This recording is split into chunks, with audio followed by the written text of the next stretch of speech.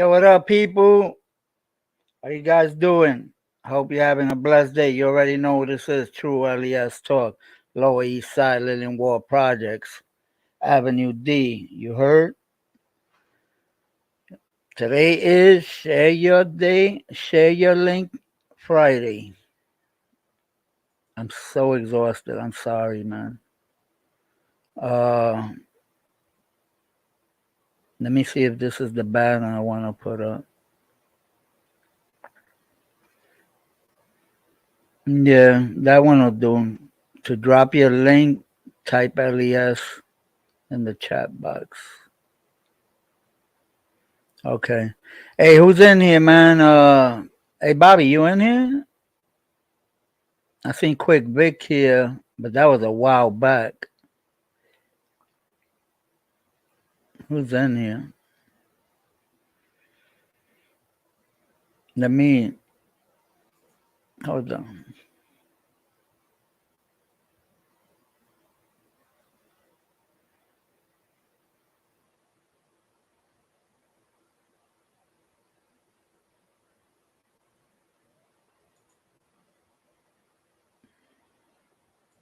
Hold on, people. Give me one break.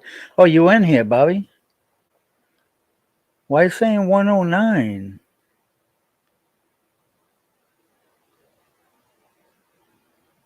Why is my clock saying 109? Hold on, let me adjust this clock for a minute.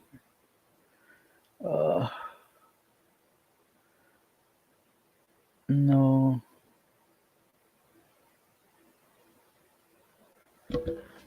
Give me 1 minute, guys. My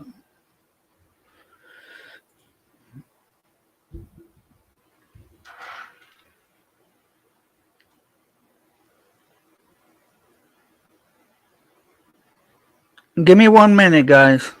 1 minute.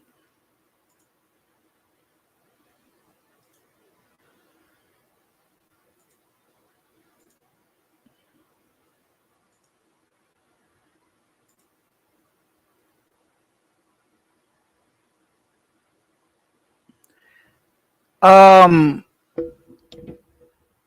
if you ain't subscribed, can you please subscribe? Fugi, no, it did went up. It for us, it went up at the second week of this month.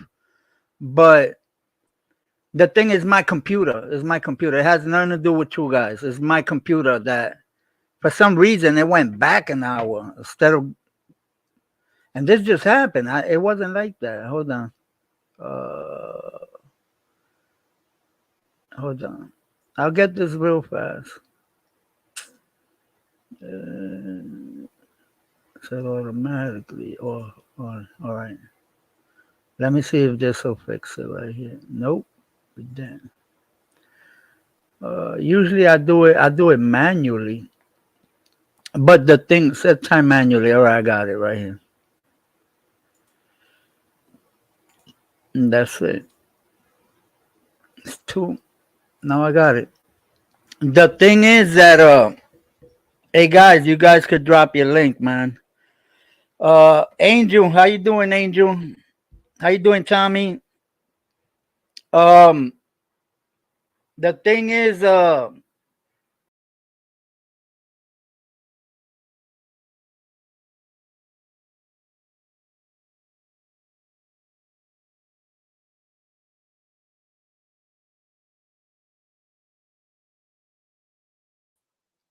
it even kicked me out of the studio just now. You seen that? Are you guys still there? I don't know. That was funny, but we back. We back. Angel, man, how you doing, man? I'm gonna be doing roll call in a little bit, guys. Let me put some a little bit of music here. Put it low though, cause last time I put it too high. I don't like, you know. Uh,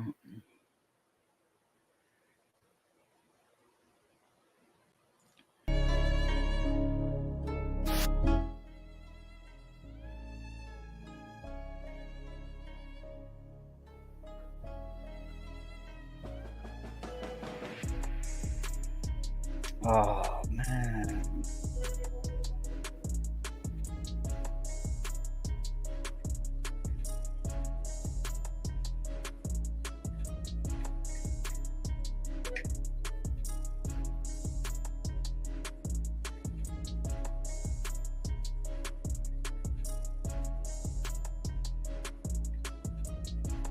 Hold on, people. Somebody just texted me. Hold on.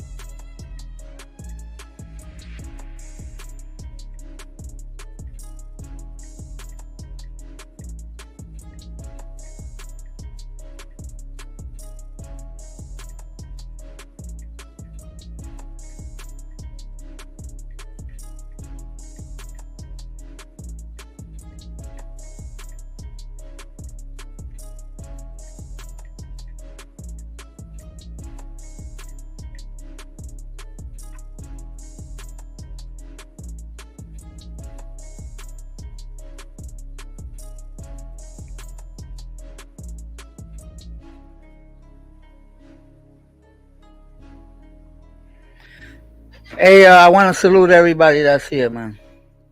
Let me get back to the comments.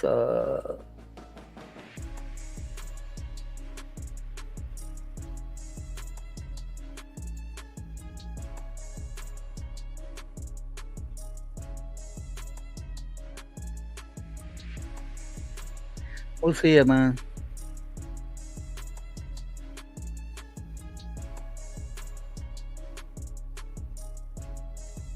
I'm just gonna do the bells and whistles for whoever's here right now. Uh, Here we go. Roll call, roll call, roll call, people. Bobby Ramos in the building. Hibaro is in the building. Quick Vic is in the building.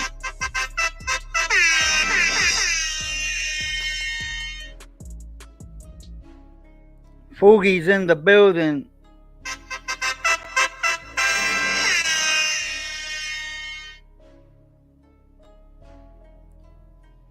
Angel Newfound Life is in the building.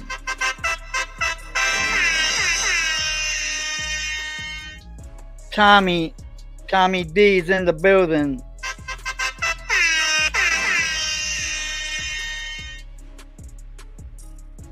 Who else is in here? Harry's in the building.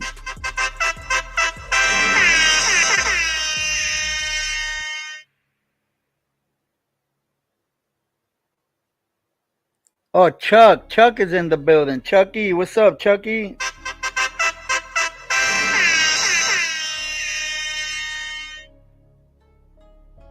Dusty's in the building.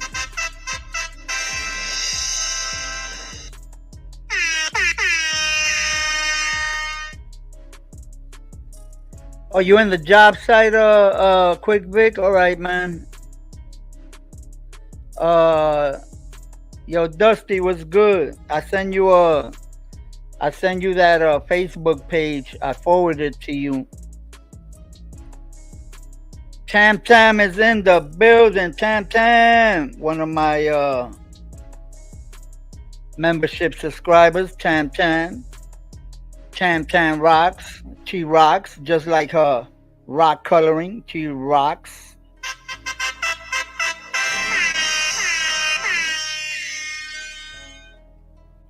Let me show myself. So yeah, everybody, man, you already know it's right there, man. It's right there. Uh, just type LES in the chat so it could drop your link. If you don't have a wrench, uh, for those that are moderators and you see somebody that doesn't have a wrench, drop their link. And if it doesn't drop their link, could you please drop their link for them?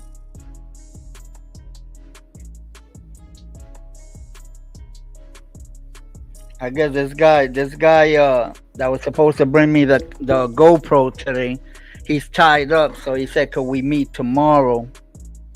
So now I gotta wait till tomorrow.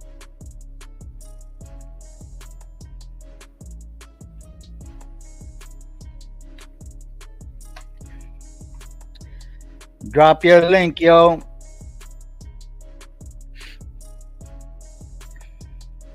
Hey Dusty, did you get that? Did you get that forward thing that I sent you from Facebook?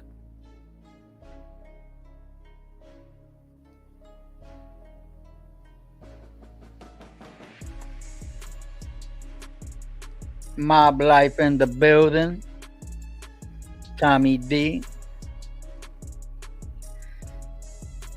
Bro, I fell asleep, bro.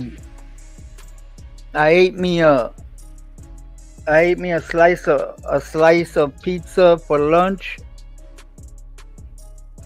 I laid down, I fell asleep.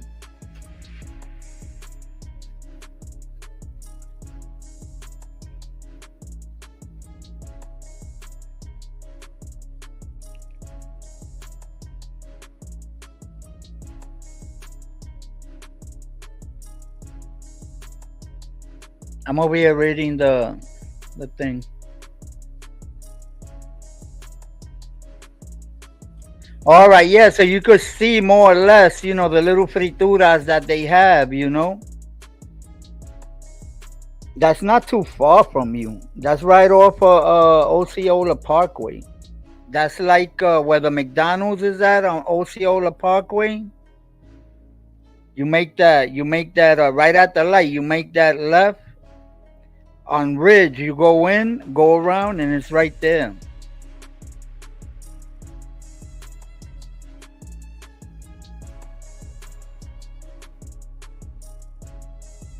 I'm telling you, I feel so exhausted, man. It's like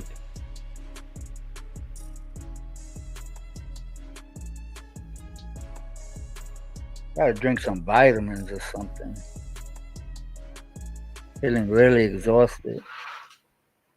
You know what it is? I don't sleep good at night, man. I wake up too much. I wake up like about 6 in the morning, 6 something. Then I can't fall asleep till like 8.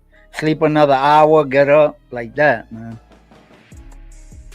And I go to sleep like about 3:30 in the morning. So I sleep like 2.5 hours, get up, then sleep another hour, and that's it.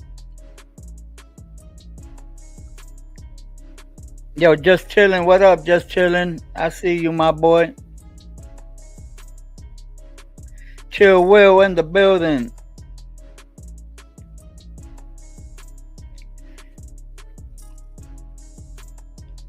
Mob Life in the building. Just chilling in the building. Chilly Willy in the building.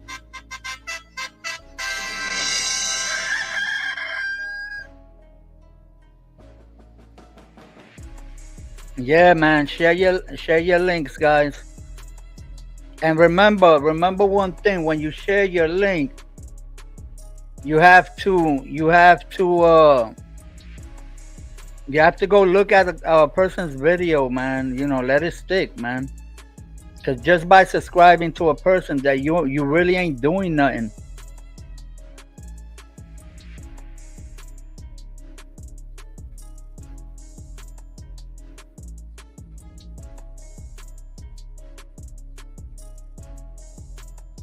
There's something going on with this live, you heard? There's something funny about this live.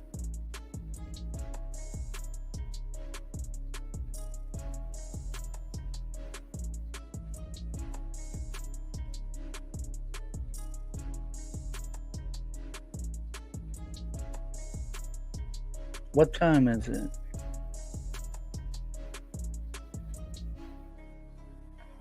For your shot?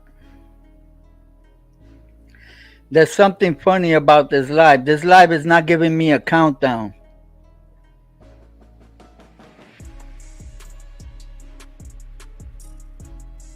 Hit the like, people. Hit the like, man. Please hit the like. Chirp and burp in the building.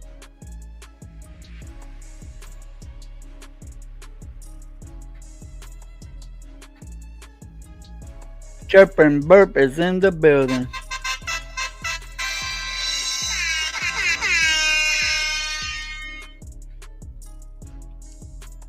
Drop L.E.S in the chat, people. Drop L.E.S in the chat.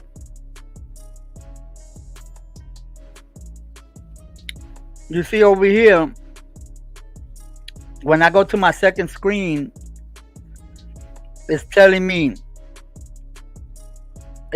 I got 17 minutes on, going on 18. But when I'm over here on the live, on the StreamYard, it's telling me I only got 1 minute 17. You understand? And it's bugging me out. But I can always go to my second screen and check out how long I've been here. See, 18 minutes. Bugging me out. Because like that, I will have to go to second screen just to see how long I've been here, you know, when to shut it down. Hey, where's Wendy? Wendy be out. I sent her a message too. Hey Harry, what's good, man?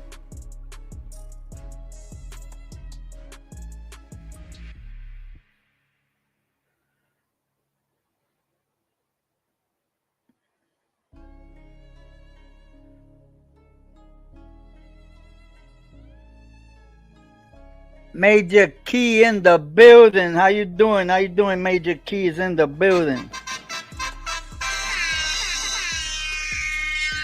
Hey, Major, did you see the video of Richie Popeye? I think he's gonna fight Pivot, and he did a video, and the video is him talking about you want me to fight him? It's my time now. You know, bye. I earned it, and I want $1.5 million. Did you see that? Okay, Dusty. Yo, Dusty, I hope you're feeling better later on, all right? Thank you, Tam for dropping Fugi's link. Tam's on top of it. People, if you see somebody drop L.E.S and it doesn't drop their link, please pick up their name and drop it. Pick up their link. Go to their channel, pick up their link and drop it. Hit the like button, people. Like and share and subscribe, man. Share it out. Like that other people could come and grow their channel, you know. Hey, I don't care, man, if it's 1 sub or 2 subs. It's more than you had before. 1 more sub is more than you had before. So anything you could get is good.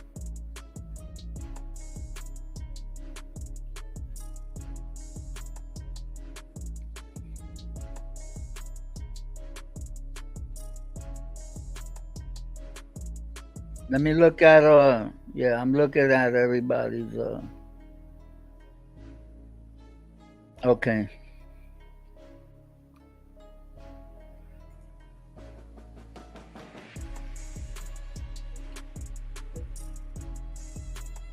Yeah, I'm looking at everybody's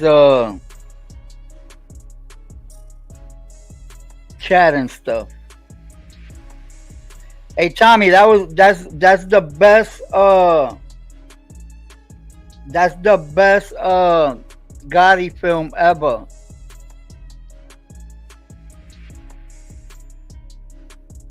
Yeah, I am, bro. I told you, man, Willie, man. I feel like today I'm like, I don't know, like maybe I'm gonna come down with something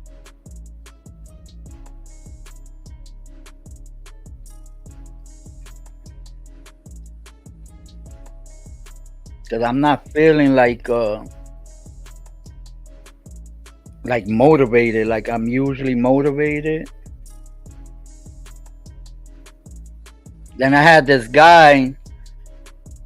We've been negotiating since yesterday, and I had this guy that was gonna bring me the GoPro. Actually, I wanted to meet him halfway, but and then he said, "I'm gonna be in the area, so I'll just bring it to you." A GoPro 9, man, for the price he's giving it to me for. Yeah, I'm snatching his hand. And it's brand new. He never used it. He got it for Christmas, opened it, looked at it, and he's selling it to me with all the accessories, everything. Um, and then today, we texting back and forth. He said, "Yo, I'm a little busy because he works. I guess medical something, or I don't know. But he was gonna be in the area, but it looks like he won't be able to make it. So he told me if we could do it tomorrow."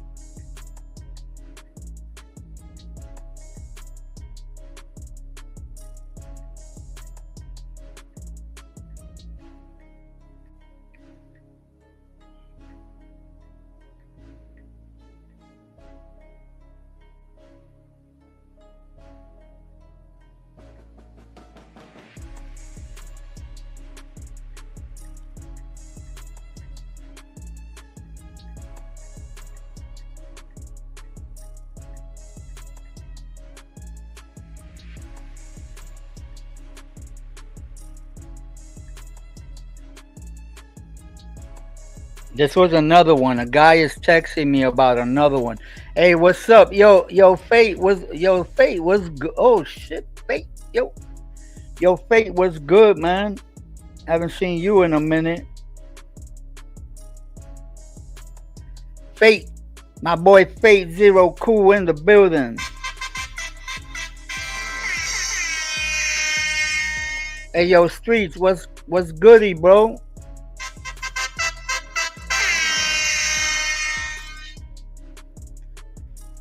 Still playing Fate?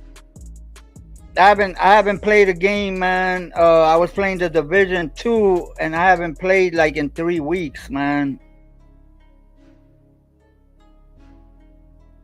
Oh, you finally went out there, huh? You finally went to the Philippines, huh? How did it go?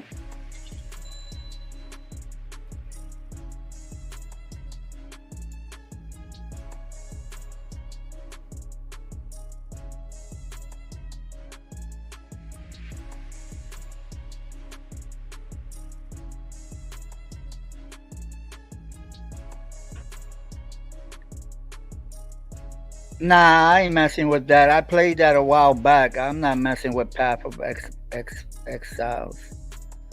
Hey, people, drop your link, man. Type LES. If it doesn't throw your link, let one of my mods know.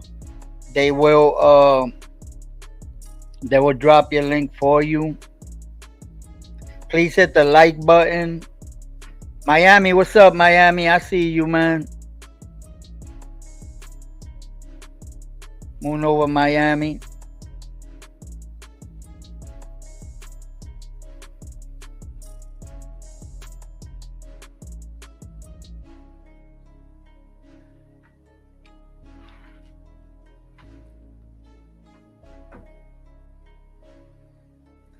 We good. We good. We all right.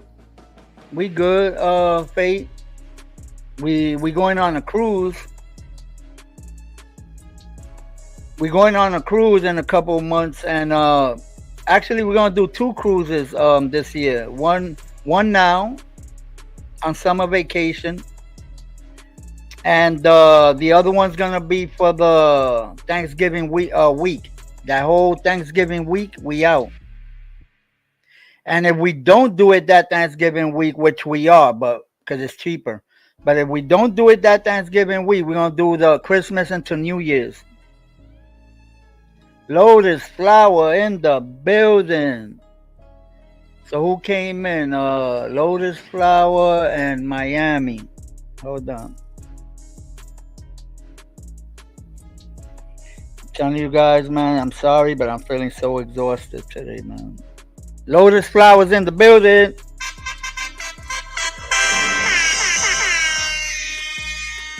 Moon over Miami is here in the building.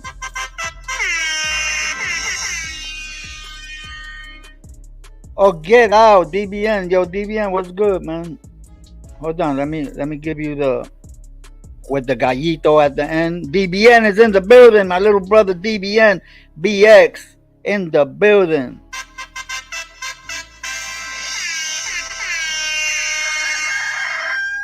Little Mario's in the building. What up, little Mario?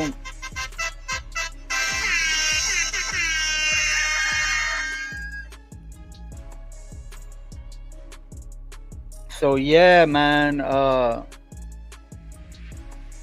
Like I was saying, so the guy now he's tied up, and he said, "Could I bring it tomorrow?" For sure, for sure. I'm telling you, yo, tomorrow's my birthday, man. I don't know what I'm gonna do, whatever. If it's a short thing, fine.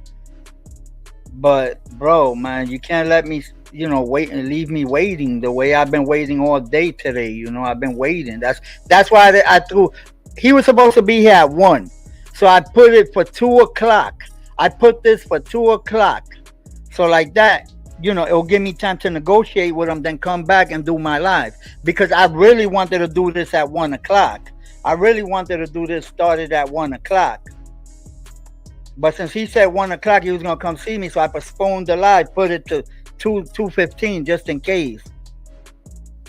So now he's telling me he can't see me till tomorrow. Fine, I have no problem, but you can't leave me standing up like this. You know, don't leave me waiting. Like, and tomorrow's my birthday too, man. Marley Quinn in the building.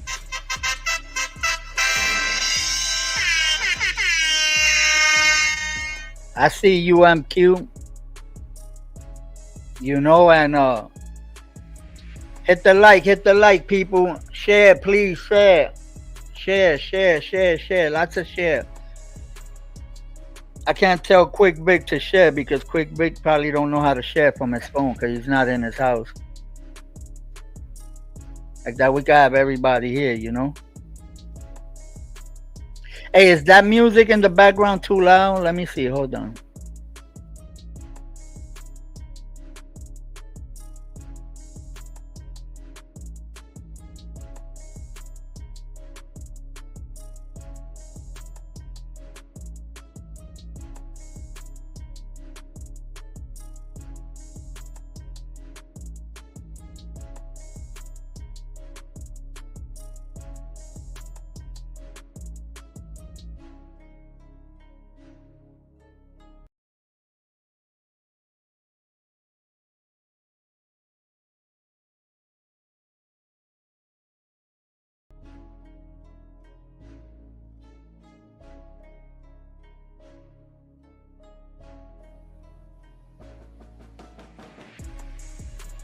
There we go. I was checking to see if that's if that was that music was too loud.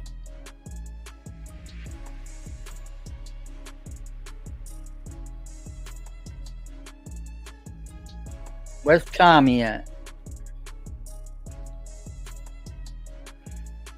Tommy's Tommy's probably under a car somewhere.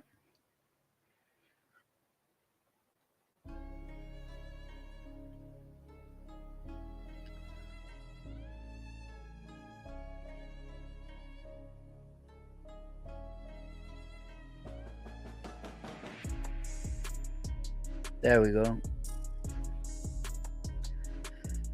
Oh my God. My blood. You know, Tommy, I just seen that movie not too long ago, and at the same time, Just Chillin' had played it like about 3 weeks ago too. So I seen it over there a little bit again. Today I seen just the beginning with True because I was waiting for that dude, man. I had to go shower, hurry up, because the guy was gonna come, and for nothing because he stood me up. He said he'll be here tomorrow. But I really want that camera, man. That camera's worth easy used in the condition that's in, easy $350. And I'm getting it for a good price, so I gotta hop on it. Hey yo, Nate, what up? Nate, what up, baby? I hope you bring my free burger.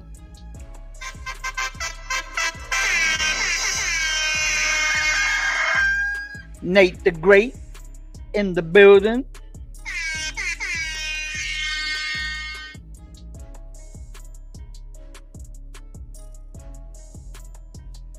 Wait up.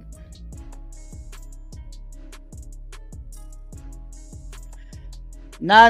The guy, it's brand new. The guy said that, and that's nothing because I already checked, bro. For the price I'm getting it, I could go get two. I'm gonna get two brand new batteries anyway, because it's only coming with one battery. Now check this out, Vic. The guy, they gave it to him for Christmas. He never used it. He opened it and everything, but he has never used it. And he said everything works perfect. Everything works perfect. There's no flaws, nothing. It works as it should work. Perfect. But I'm still, remember, when you buy stuff like that big, you gotta go and get He's only giving me one battery. I'm going on vacation. I'm buying 2 extra batteries, son. You know how it is. You gotta charge them. I'm gonna buy 2 extra batteries, and I'm gonna buy a charger, a separate charger. So right there alone is like an extra $60.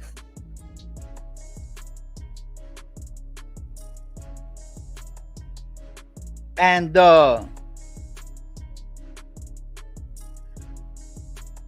he's giving it to me with a lot of gadgets, but I gotta see, it's waterproof. You don't gotta put the plastic cover on it. It's waterproof completely, but you can only go down 30 feet.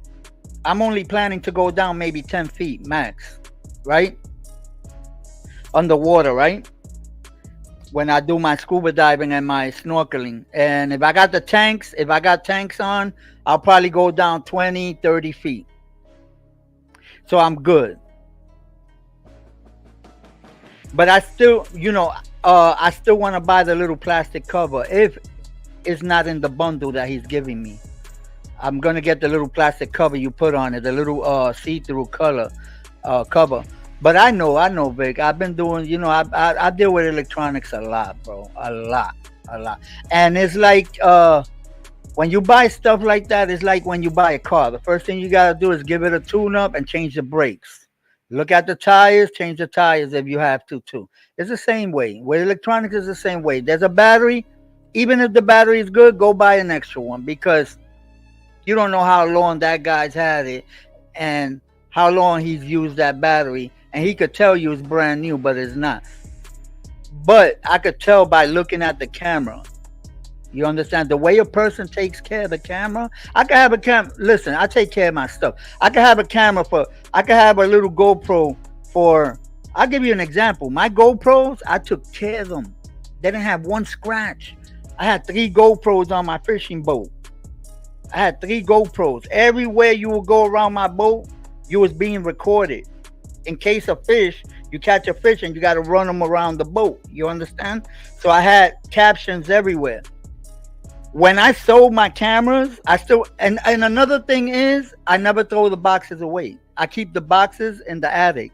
When I'm going to sell it, wipe it down, no scratches, put it in the box, and I'll sell it to you as open box, and you won't even tell the difference because I take care of my stuff. So yeah, man, I gotta, what you were saying about phones, Tommy. Hey, share your link, man. Share your link. I heard Amanda Sante and got permission to do that part.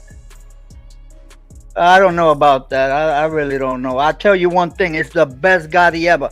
A matter of fact, you know what? Tommy, last night I didn't have nothing to watch. I watched Chinatown gang stories, like 2 episodes, like 2 lives, 2 podcasts. And I went into Prime Video and I went to watch Gotti with John Travolta, but I ended up turning it off, bro. I ended up turning it off. I said, I can't watch this. To me, first of all, they got washed up actors. They got washed up actors on that one. The only good actor there was John Travolta. And he did play a good role. But everybody else, it was like, I don't know. I just couldn't get into it. Maybe tonight I'll do it again. Watch it. I'll watch it like 20 minutes at a time. But I can't sit there 2 hours and watch that movie straight because I already did that. I already had watched it. And it's all the same, man. And every movie they put a little something in. They put a little lie in. You understand? So it's like that in every movie, regardless. But the best one was the Armand Asante. I got that on DVD, Tommy. I got that on DVD. It's one of the best movies ever. One of the best movies ever. Anybody came in, anybody new, man, so I'll give them the shout out. Nah, I see everybody's the same. All right. People, drop your link, L.E.S in the chat. And share my live, man. Share my live. Anybody want to come up, let me know. I'll drop the link, all right? We could chat.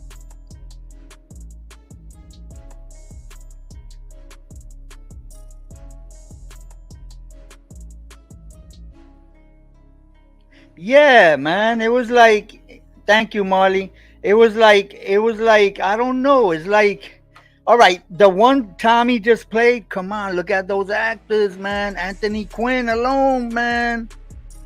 You know, Anthony Quinn. We even had Stacy Keach. Come on, the legend Hammer. Hammer was in it. Right, Tommy? Right? Come on, Anthony Quinn, before he passed away, came out. Come on.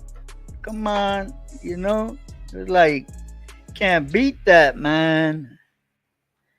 You can't beat that. Come on, that was the best. That was the best Gotti movie ever. It's called Gotti with Armand Asante. I got it on DVD. I've had that movie since that movie first came out. When that movie came out, that was a HBO original, if I'm not mistaken. I watched it on HBO, if I'm not mistaken. That's a HBO original, Tommy.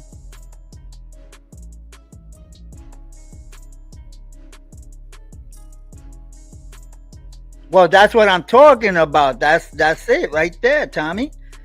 Gotti with Armand Asante and Anthony Quinn. Hey, Harry, what you doing? You working?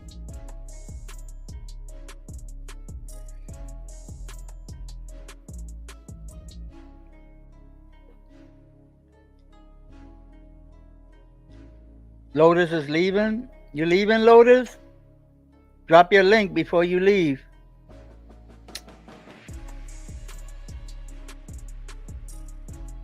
Why you leaving, Lotus? Why you leaving me?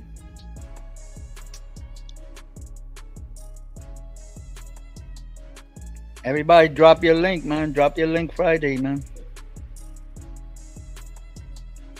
I'm going to drop this link right here.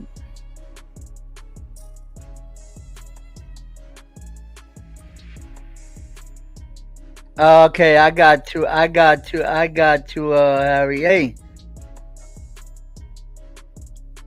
gotta get that bag somehow, man. Some way, somehow, man.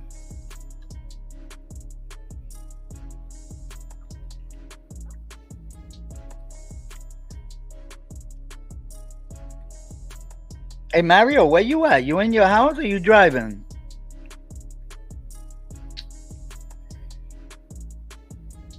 Oh shit! Hey, we got the one and only. We Que got lo Harry que, primo? Win, What's up, BX baby? in the building. You're ready. You're ready. We in New York City. We in here. Salute to the chat. You seen Aaron Judge hit that home run yesterday? Yeah. I caught a little bit of it, man. But I had a lot of stuff going on yesterday, man. I'm trying to get my hoopty fixed. Okay. Yeah, because normally that's what I do. That's what I do my little deliveries in. These two here is like gas guzzlers, man. But What? Yeah. huh? What you driving now? Oh, my homegirl, she got a Traverse.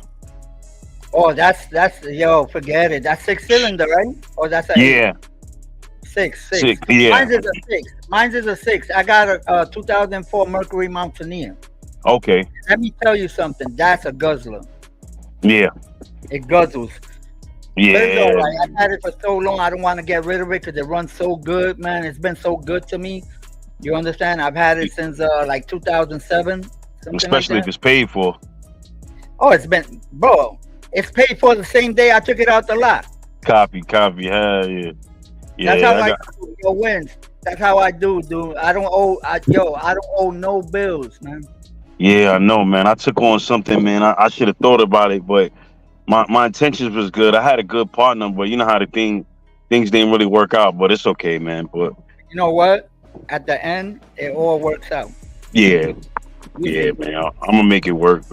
Yeah, I was getting into the transportation business, like little car service thing, because yeah. out here, and like in South Carolina, a lot of people don't have cars, and then we got what's that?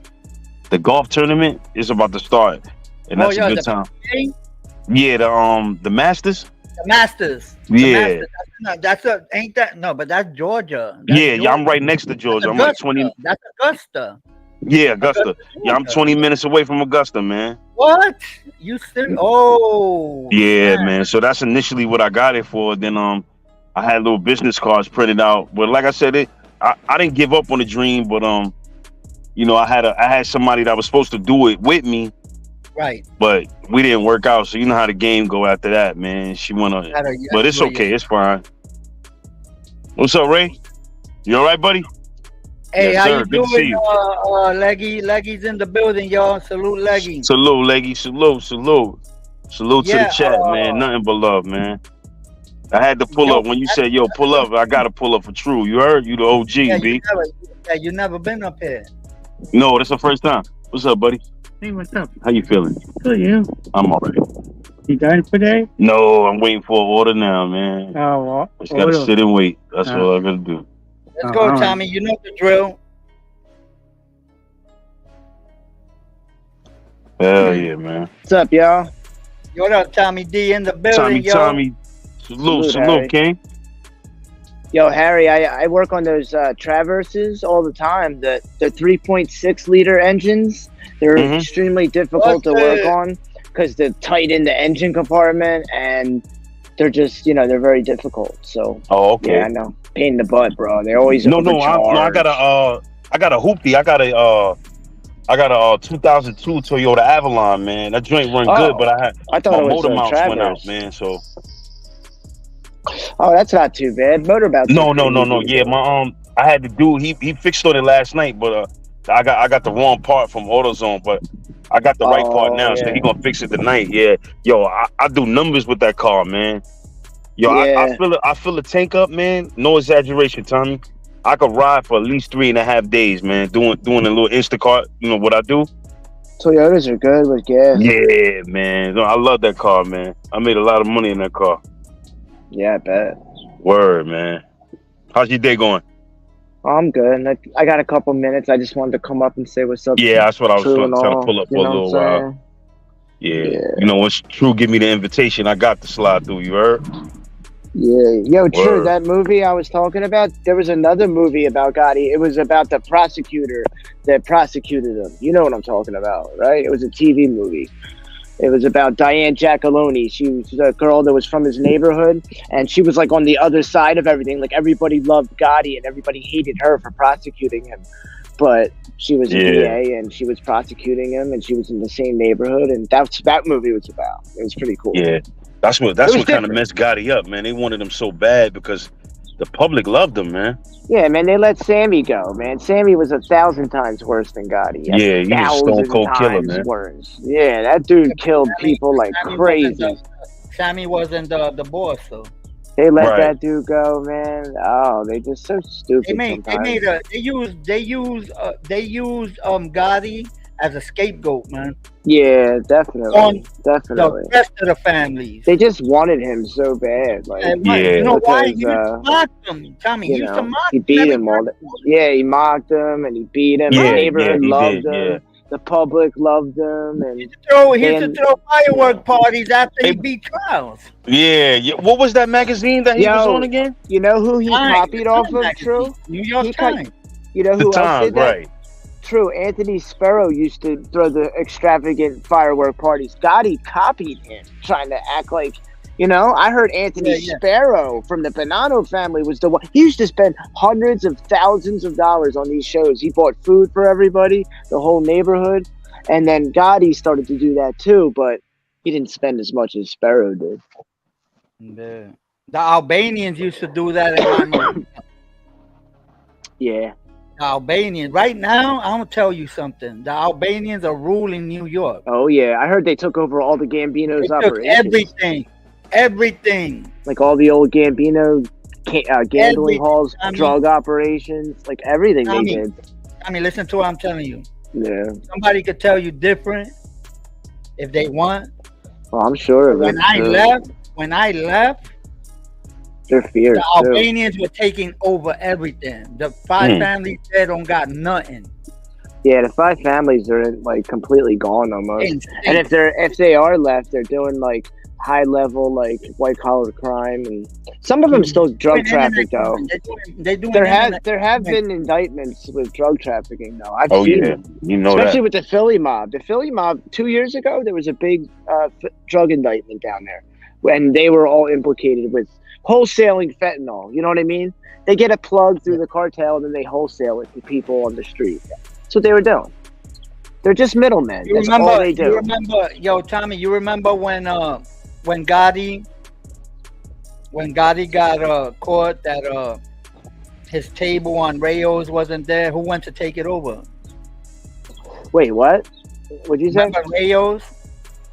And Rayos in Pleasant Hill. Pleasant. What's Pleasant Avenue. Rayos, that big restaurant that you had to have a table there, and one belonged to God. Oh, okay. Rayos, I didn't know about that. Who went to take it over when he went? The Albanians, bro. The Albanian mob. Yeah, they got a nice community in the Bronx up on the Pelham Bay section. Well, let me tell you, that's where I knew them from. I was in Williamsbridge. I was living in Williamsbridge, right off Pelham Parkway. And I know a lot of them. They had their hunters and fishing club right there. Hell yeah. Yeah, they had their hunters and fishing club right there. Just like Gotti had the what was that? The Bergen, Tommy? The Bergen. Yeah, Bergen Hunters. They had the same thing on my neighborhood right there with the pizza shops, everything. And I knew them. I just knew them. I don't want to get into details. I knew them. That's how I knew. Didn't Joe LeCat used to own the Ravenite Lafort? Huh? Didn't Joe LeCat Lafort used to own the Ravenite? Yes, he owned it before Neil. He still own it now? He still own it now? Oh, he doesn't own it now? No, Joe, but it was before Neil. No, I thought he still owned it when Neil was like operating out of there. I thought he was just like the guy that owned it. No. Because I think he had passed away or he went to jail or something. Oh, okay. And then Neil got it, and then Gotti got it. Yeah, but who actually owned it? Like, they didn't own it in their names, though, did they? They didn't own them buildings. That's why I thought Joe did. I thought Joe was always like the name they used. Or that. He was big there, bro. That dude was big. Yeah. Yeah, that's what I heard. That was Yeah. we talking about the I don't Lucky know much about Luciano him. days. He comes from the Lucky Luciano Oh, days. so he's an older guy then. Okay. Yeah, the one I'm Okay. yes. Look it up. Oh. Does he have sons though? Does he have sons that were named Joe too? I have no idea because I read up on him. Well, not years ago. It was months ago. Interesting. I read up on him, and on the same time, look him up on YouTube. See if you can find something. I am. I'm gonna start looking. Yes. He's an older guy. Yo, I got to slide, fellas. Yo, much love, man. Yo, Henry, you leaving me, Salute, bro? salute. I'll check y'all out tonight, man. You go, huh? You leaving me, bro? Yeah, I gotta go run and do a job, man. I just caught one. My fault, man. Okay, I'll pick you up. It's by default, man. You know, it ain't on me. It's by default, man. Yeah, I stay and rock out with you. You know that. I'm gonna put my jacket. All right. Y'all be safe, man. I love y'all, brothers, man. Be safe. Thank you for coming up. Bro. Oh yeah, you already know, fam. Be safe. So yeah, Tommy. Yeah, that's what I heard, man. Nunzio put me on to him.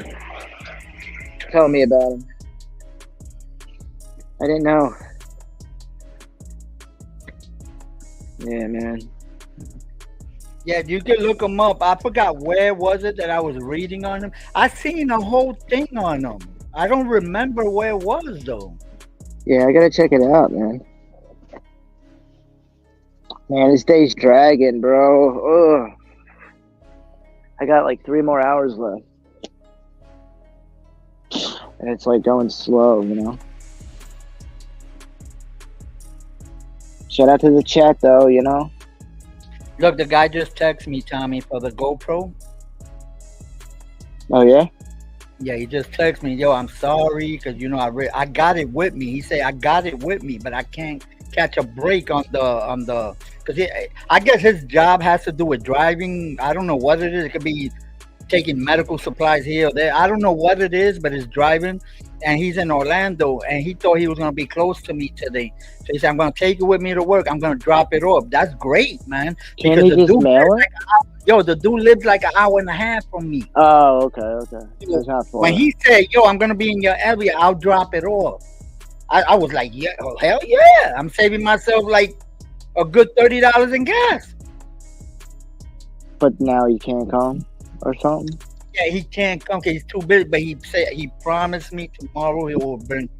I told him, yo, it's got to be a short thing. Tomorrow's my birthday.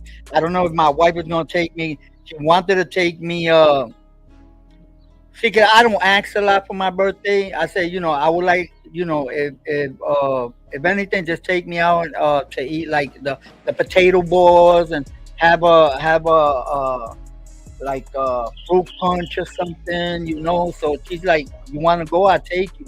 So I'm like, I told her, you know what? Let's just stay home.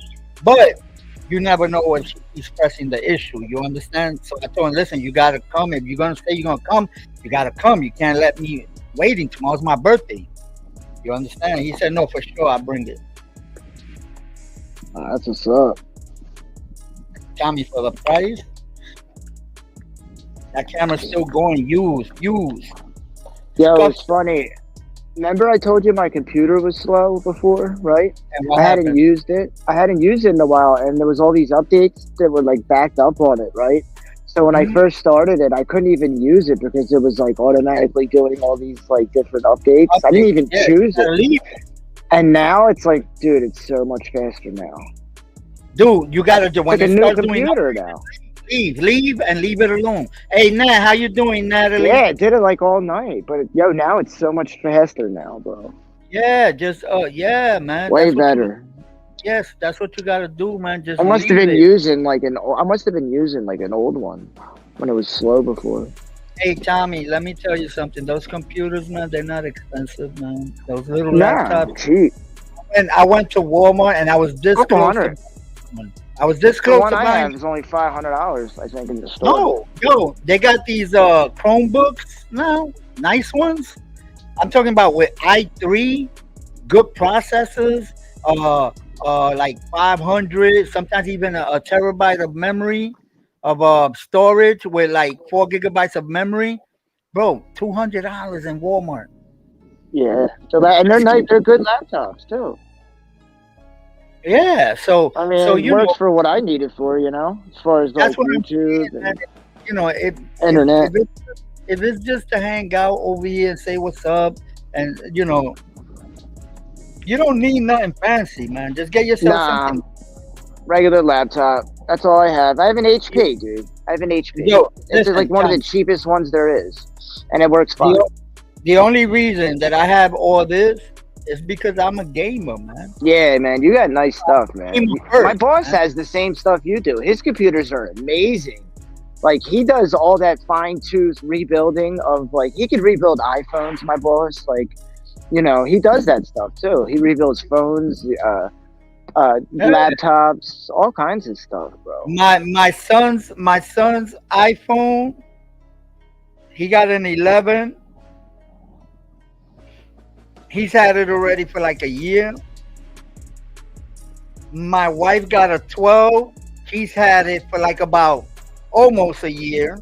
Cause I got my matter of fact, my wife's phone is maybe 6 months old.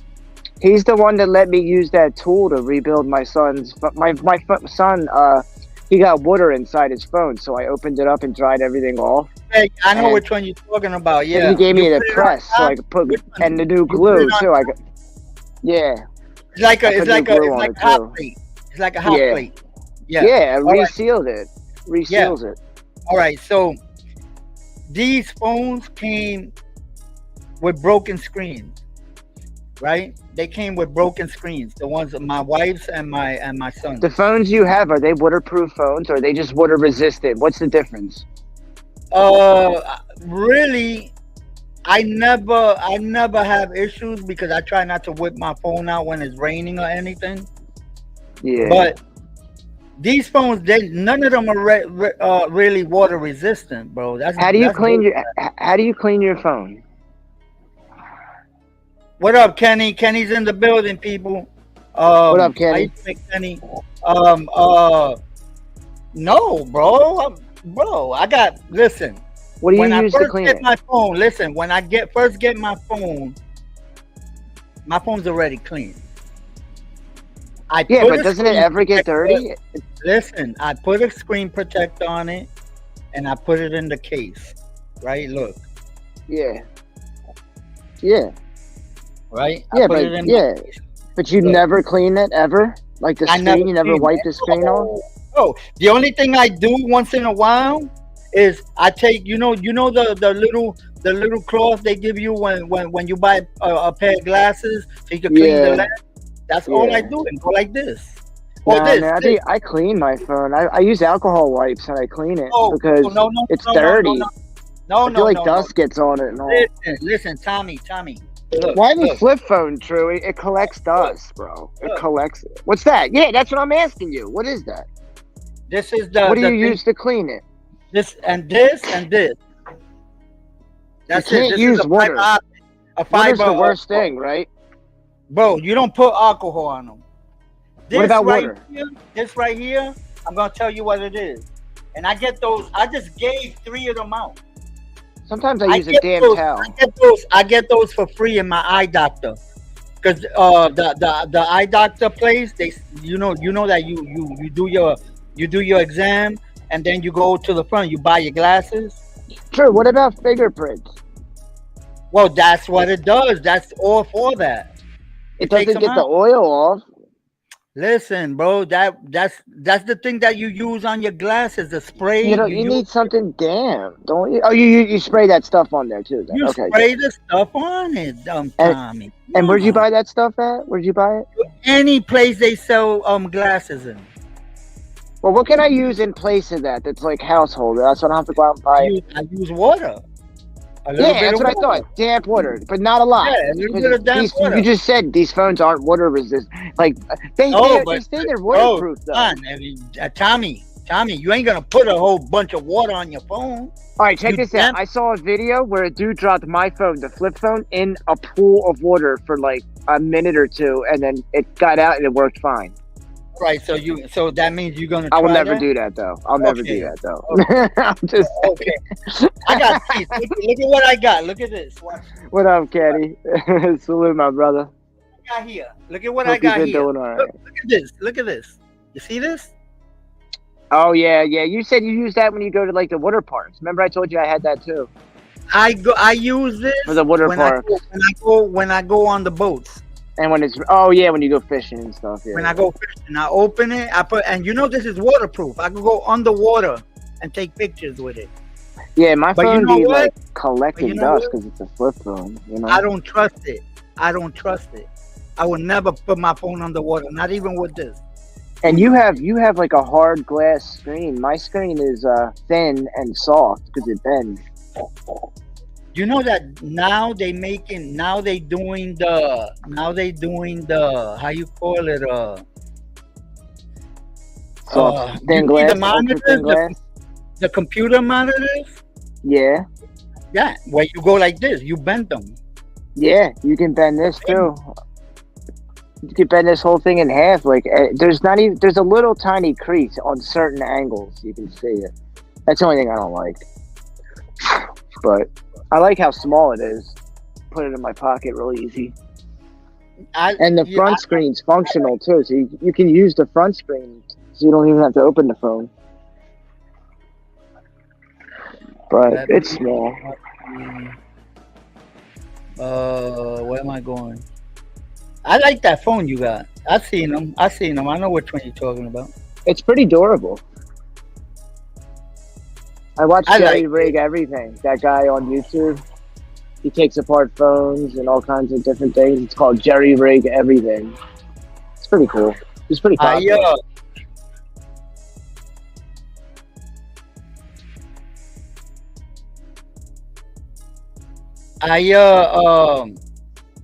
Bro, I've done everything. I've changed the mics. I've changed the earpiece. I've changed the mic where you talk at.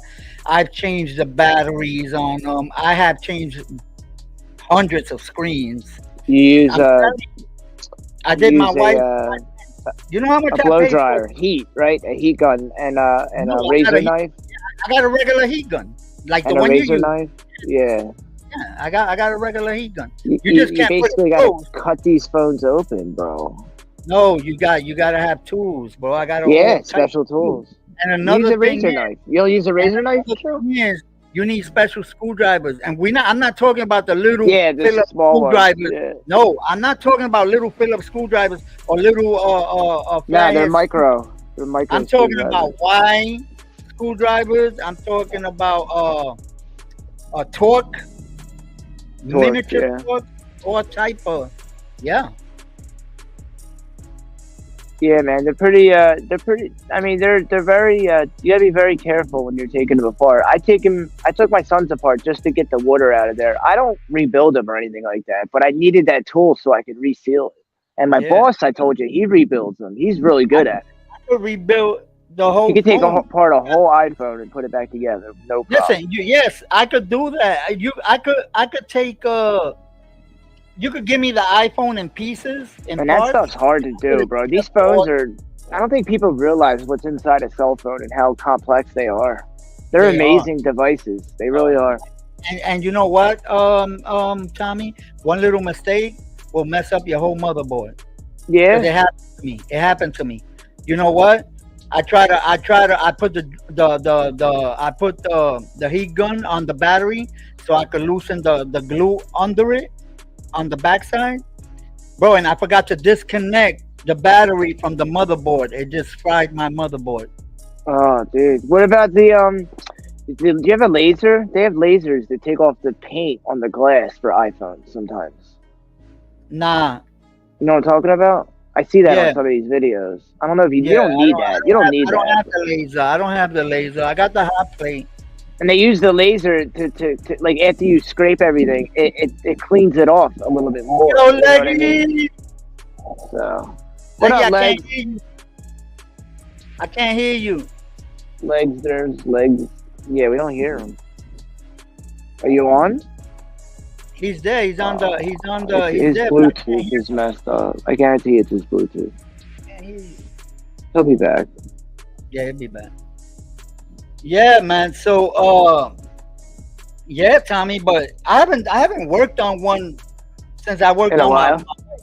And you know what's funny? That I worked on my wife's. Let me see.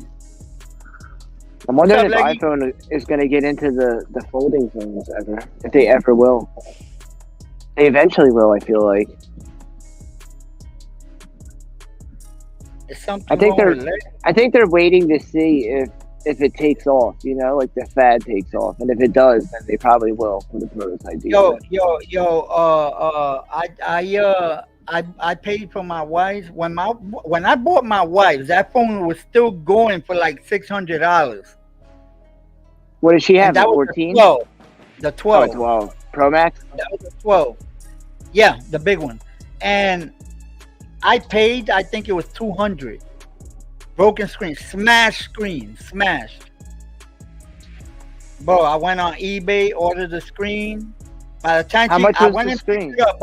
I went and picked it up. By the time she came out of work, it was brand new. And it was when the light purple color came out, it was a brand new one, bro. Beautiful. Nice. Yeah, iPhones are nice phones, man. I like them. But like I said, I'm Android. But like I said, my kid has iPhone, both. my mom. So I see iPhones all the time. They're I'm nice both. devices. I got both. I got Android and iPhone. Yeah, I'm thinking But about getting an iPhone just to have both. I think I should get Well, both. well, Might as well. I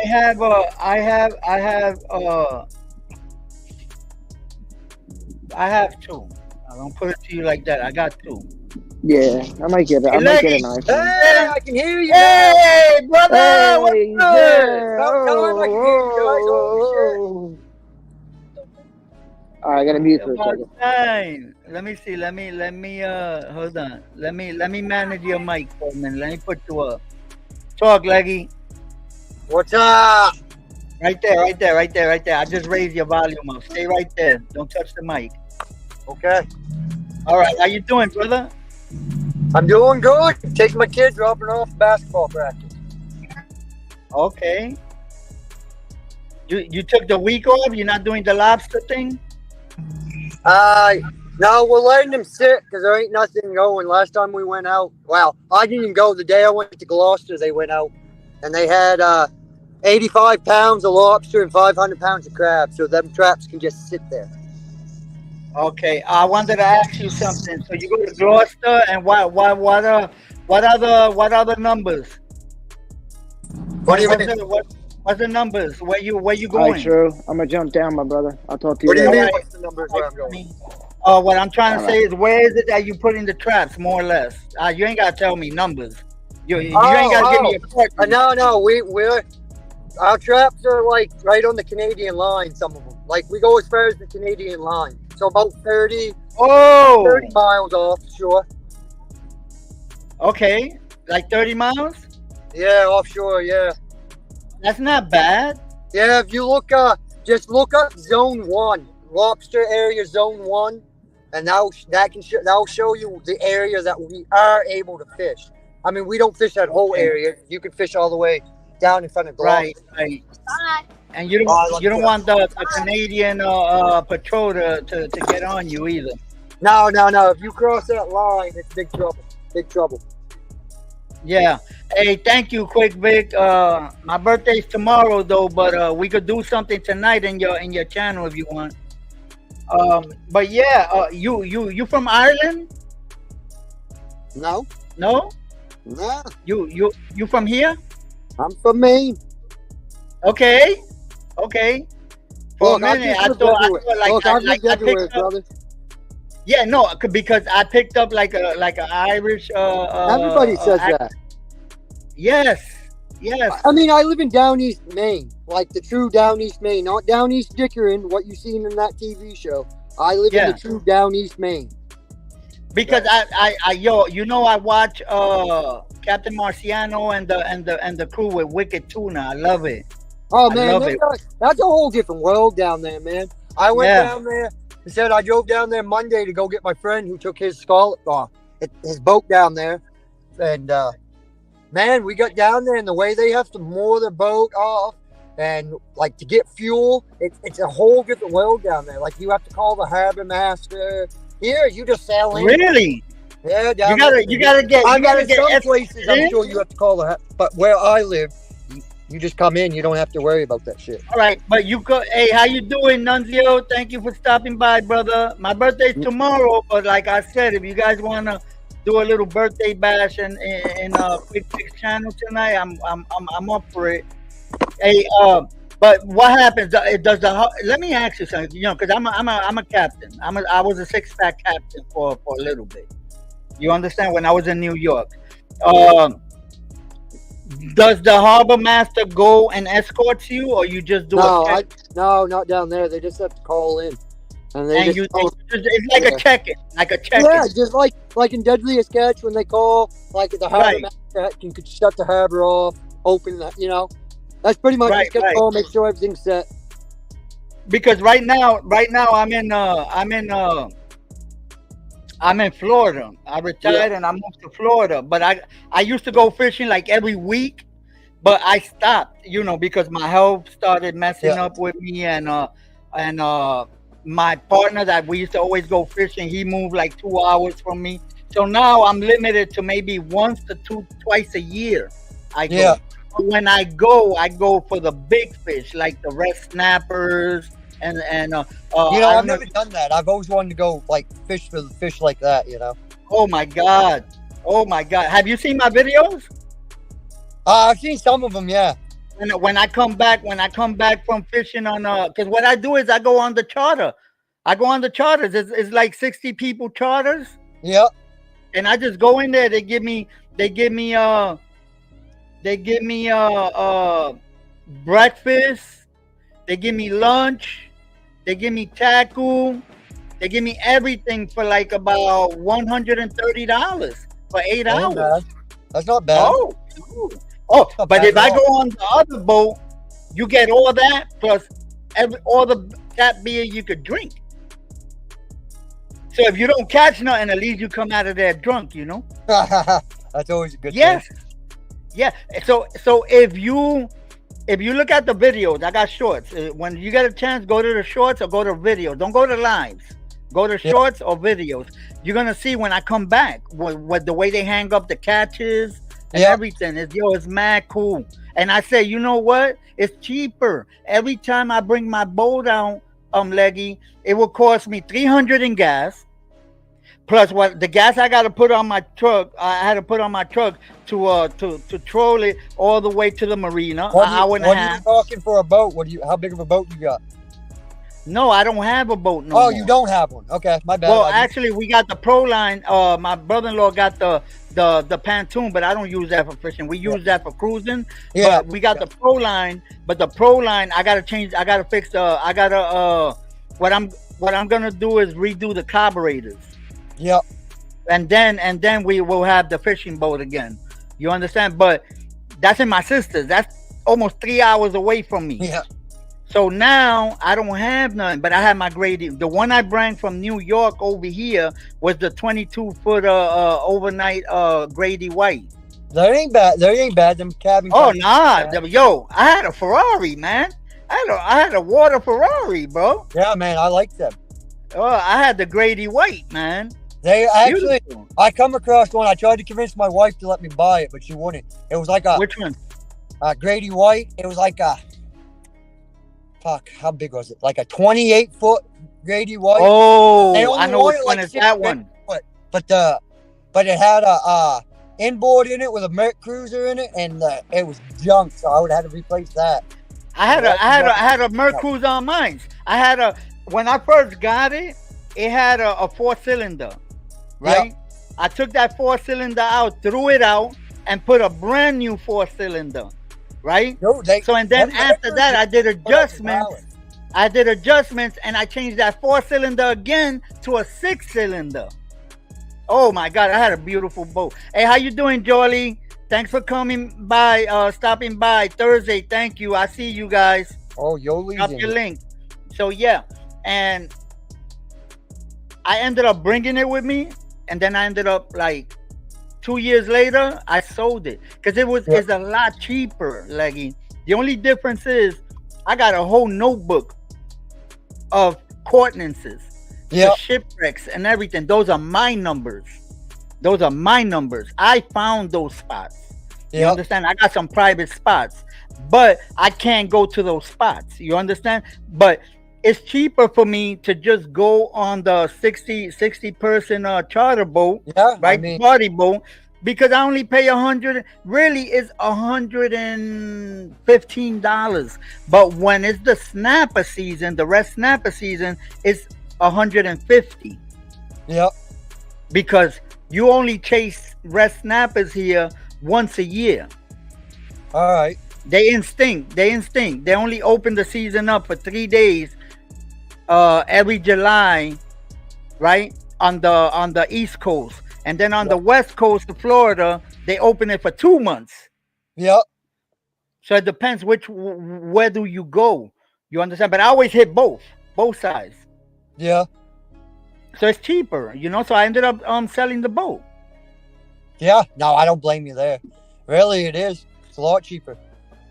Yeah, but I've switched from a bay boat, so I've switched from an inshore boat where we burn maybe 10 gallons of fuel a day to where I'm on a boat where we burn almost 100 gallons of fuel a day. That's $600-700 worth of expense right there. You got to come up with. Brother, let me tell you something. I could talk fishing all day with you. Dude, I love talk fishing. Yeah, bro, you found the right guy to talk fishing about. Fishing with. And let me tell you, I would put $300 of gas in the boat, non-ethanol. I would put because I only had a 65-gallon tank. Yeah. So I put 300. If it filled it, it filled it. If not, it's not, right? Now, I gotta fill up my truck because I gotta pull it. I gotta pull it almost an hour and 40 minutes to the ramp, to the sea, right? Now remember, I gotta pull it back too, right? Oh yeah. Now this is not even counting bait, ice, lunch, hooks if you need. You need some extra sinkers. You need to change the line. At the end of the day, I was spending $500. Oh yeah. I mean, it is a lot cheaper and longer. Easy. When everything's taken care of for you like that, and you can just worry about fishing, that's the good thing about it. Now, when I was in New York, things were so cheap for me that I had 2 boats in 2 different marinas. And I was from my house to the marina, I was 15 minutes away. Yeah. My old captain there last year, he bought himself a 23-foot boat, right? It has a 150 Yamaha on the back of it. Holy shit, man.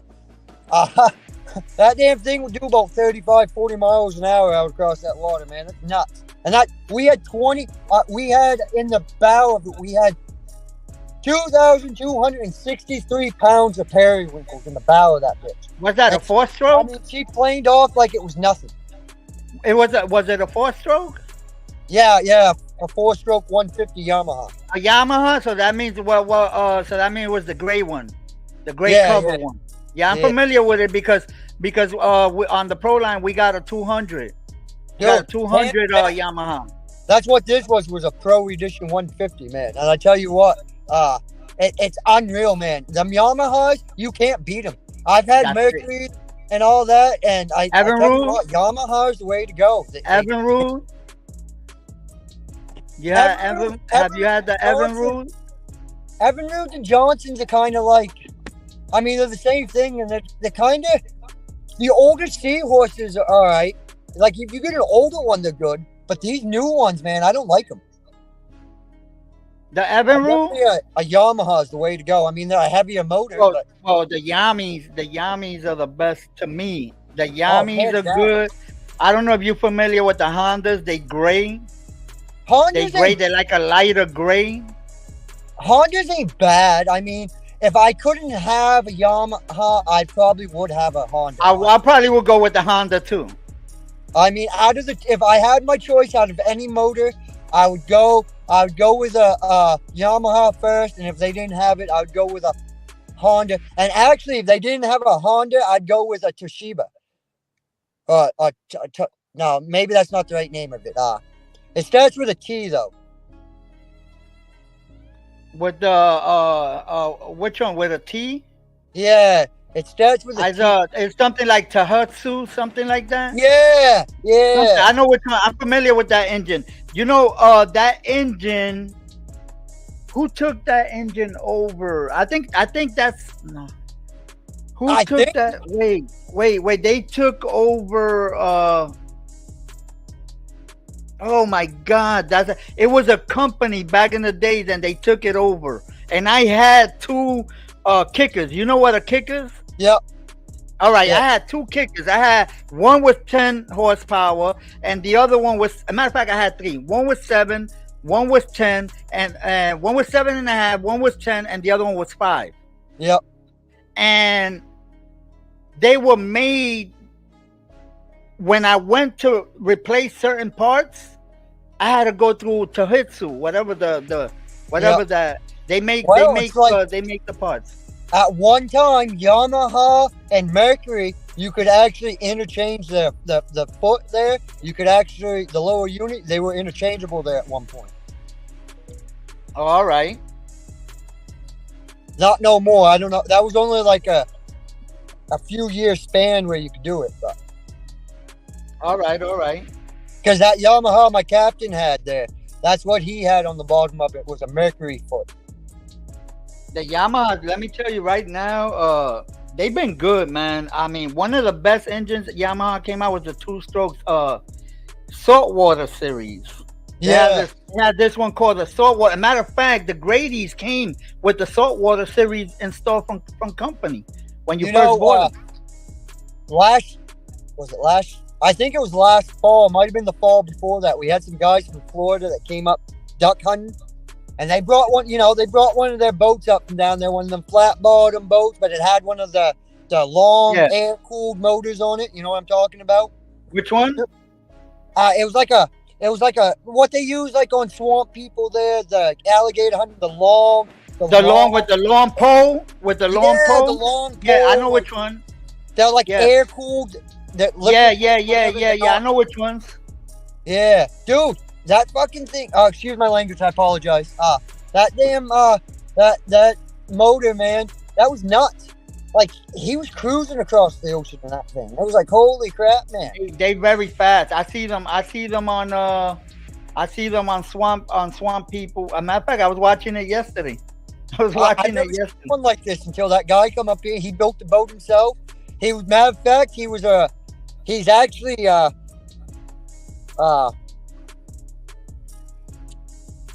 he used to be Florida Wildlife, their conservation officer, and then he that's what you call FWC.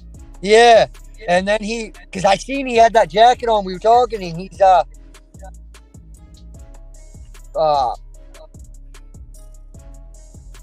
over like around like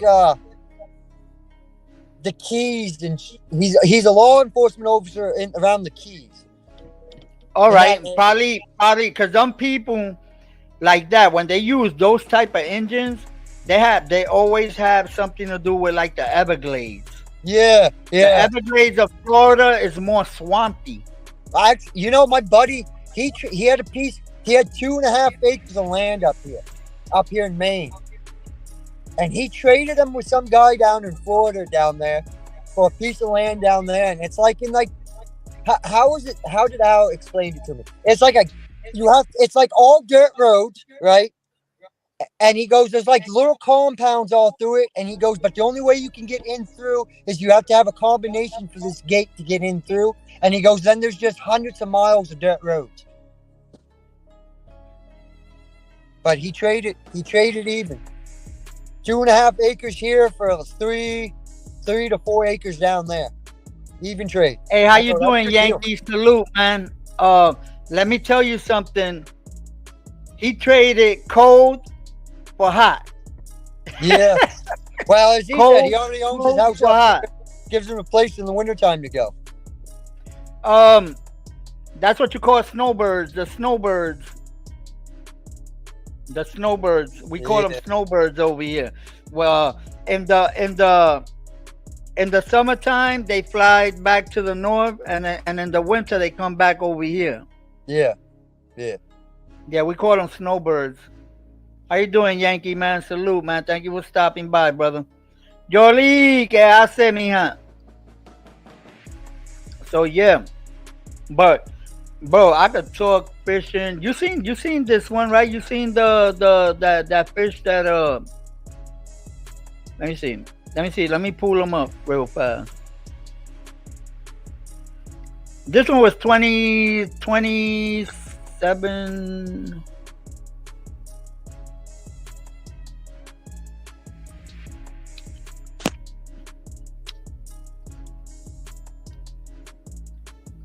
This one was 27. I'm gonna show you him right now, Leggy. Tell me what you think. And this was when I still had my boat, and this was my numbers. My numbers. Don't get it twisted. This wasn't like somebody took me there. See it? Nah, these were that's a my big numbers. redfish. That's a red snapper. That's a red snapper. That looks a 27 lot like pounds. that looks a lot like redfish, which I guess redfish they do use it as an alternative to snapper, I guess. But The redfish over here is a brackish water fish. nah, see the The redfish. redfish over here is a brackish water fish. It's not a saltwater. That's a Yeah, saltwater. see the redfish red we get snapper. here. It's kind of a rockfish, is what it's called. It looks just like this, just like that one you got in that picture, just a little bit smaller. I mean, the biggest redfish I've seen is probably about 1.5 feet long. And man, I tell you what, the reason I wear a rubber wedding ring instead of a metal one is I stabbed myself with a redfish one time, and I had to cut my ring off on the boat because my finger swelled up. I'm trying to pull up the. Well, let me look for it. I'm trying to pull up this other one. This is a brackish water fish too. The one I'm gonna show you now. And this is the fish that gave me tendonitis. I've showed it to. Where is Did it? you At? read about Did you read about that guy that got caught? He was in a fishing tournament and he got caught putting pellets in the stomach of the fish.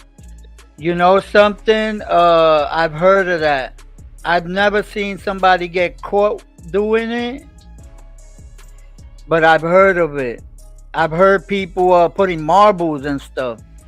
Yeah. Well, there was a guy. He actually got caught. They were weighing the fish, and somebody felt this fish and goes, "Man, he feels awfully funny to me."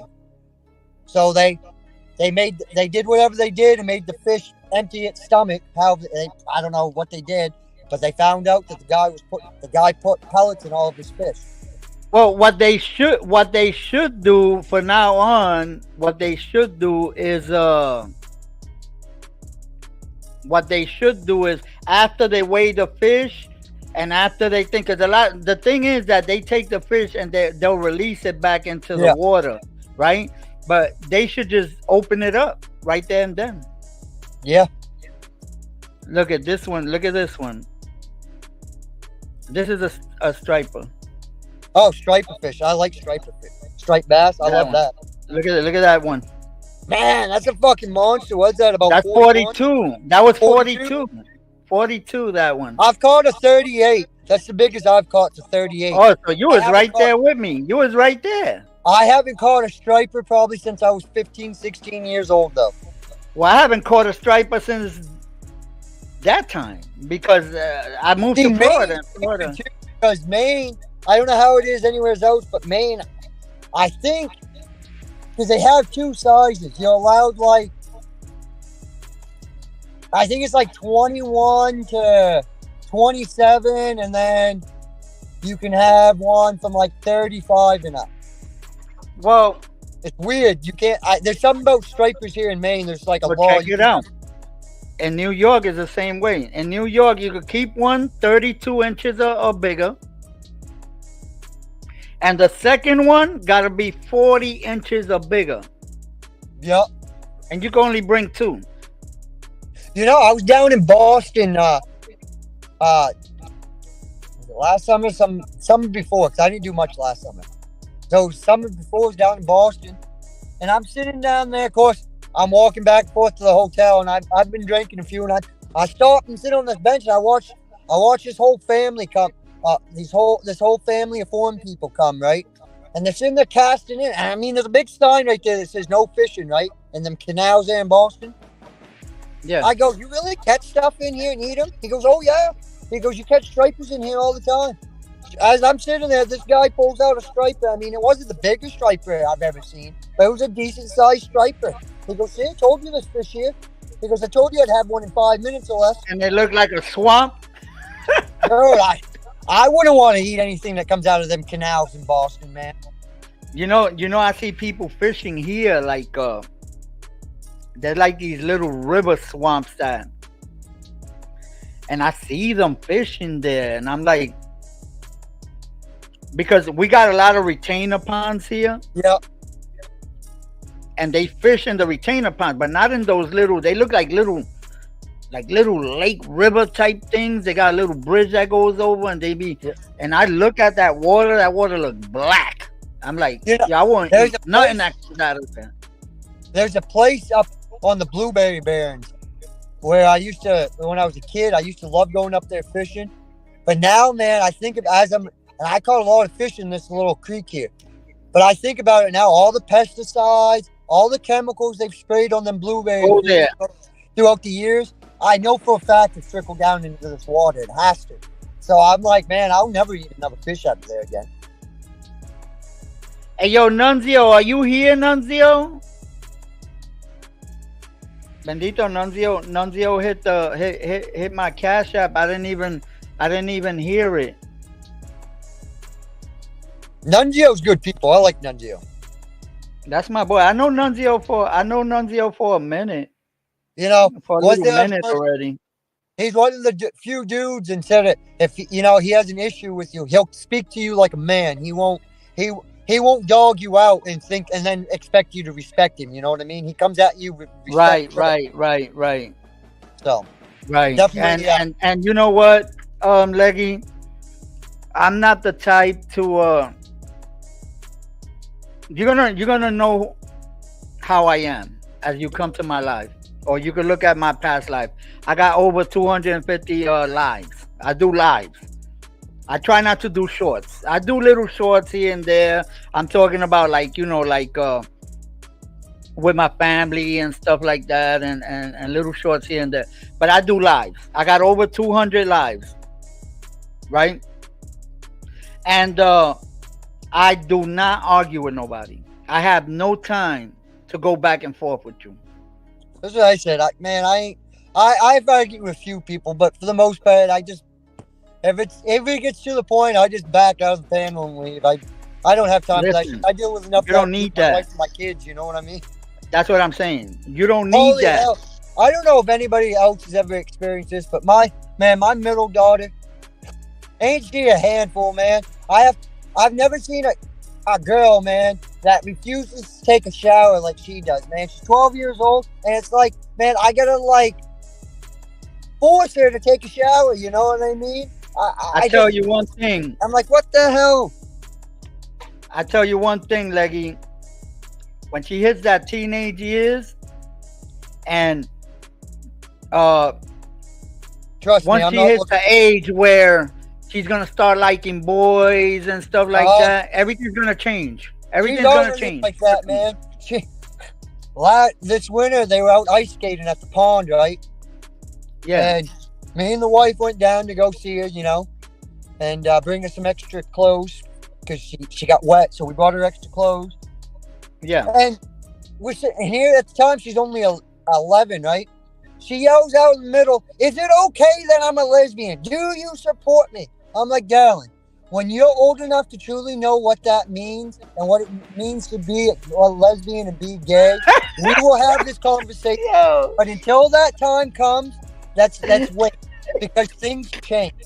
Wait till you actually know. Oh my You know what God. I mean? That's not put a label on nothing. That's crazy. That's You know, crazy. All right then. I'm just thinking, man, I'm in for, because I know how their mother was, man.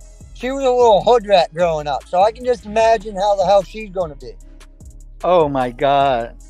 The apple don't fall too far from the tree, huh?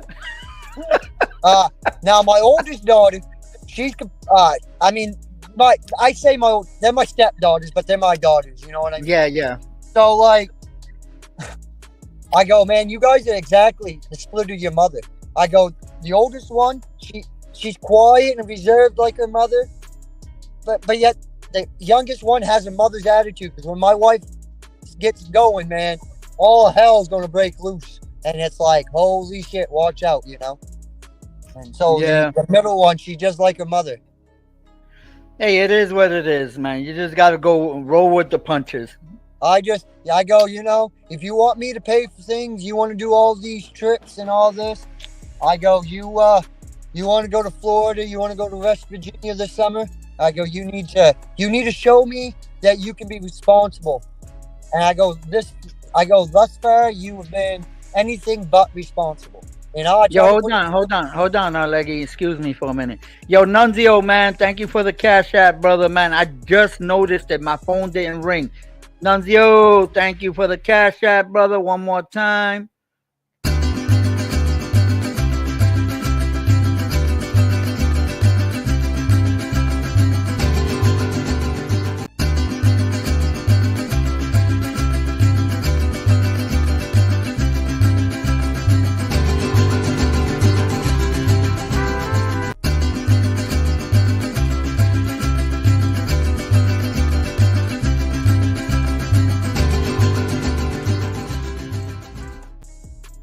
Thank you, Nunzio, man. I just noticed it. You know, I'm so we were so into the fishing and everything that I didn't even hear my phone go.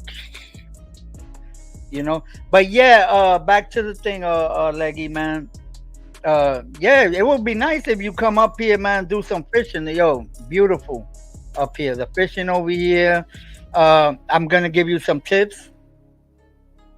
When you fish on the Gulf of Mexico side, which is the west side of Florida, it's longer to get to deeper waters because it's very shallow for miles and miles and miles. Now, how is it there? Because like I know down in Mass, like out of Gloucester, it's shallow there.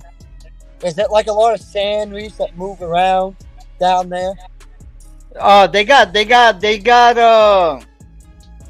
humps. No, they got. Well, you gotta go pretty far. Yeah. They got. How could we call them? See, when I was in Biloxi, Mississippi. How you call them? Oh my God. Anyway, they got combs. They got. Yo, I'm telling you, they got the channel markers. But like I said, on the Gulf, you gotta go very far. But there's a lot of sand. There's a lot of sand. There's a lot of rock. You just gotta look for it. And over here, they got drops. Me, I want to come down to Florida. Fathom 1, Fathom 2, Fathom 3. Those are drops. Yeah. Drops. 1 fathom, and 6 feet, yeah. Right, like that. And that's where usually you catch the groupers at. That's where we go catch groupers. Groupers, I don't know if you're familiar with groupers. Yeah. I mean, I've never caught them, but I know what they are. Bro, they got some big groupers over here. I've had some crazy fights with some 20, 25 pound groupers, man. They pull very hard. Yeah, that's what my dad said. He was a beach bum growing up, so he spent a lot of time down in Florida, and he did a lot of fishing like that. Ask your dad about the sea donkeys. Those are the amberjacks. We call them sea donkeys. That's one of the hardest fish to fight. And you see the red snapper? Yeah. The red snapper doesn't swim out. Goes down, right? It goes down, my brother. When he comes up to your boat, he'll make your reel smoke. I tell you and what. And you better have your reel loose. Because if you don't have it loose, either he's going to yank the rod right out your hand, or he's going to pop your line right there. So you better give him line. Huh? I said, you ever fish for halibut? No.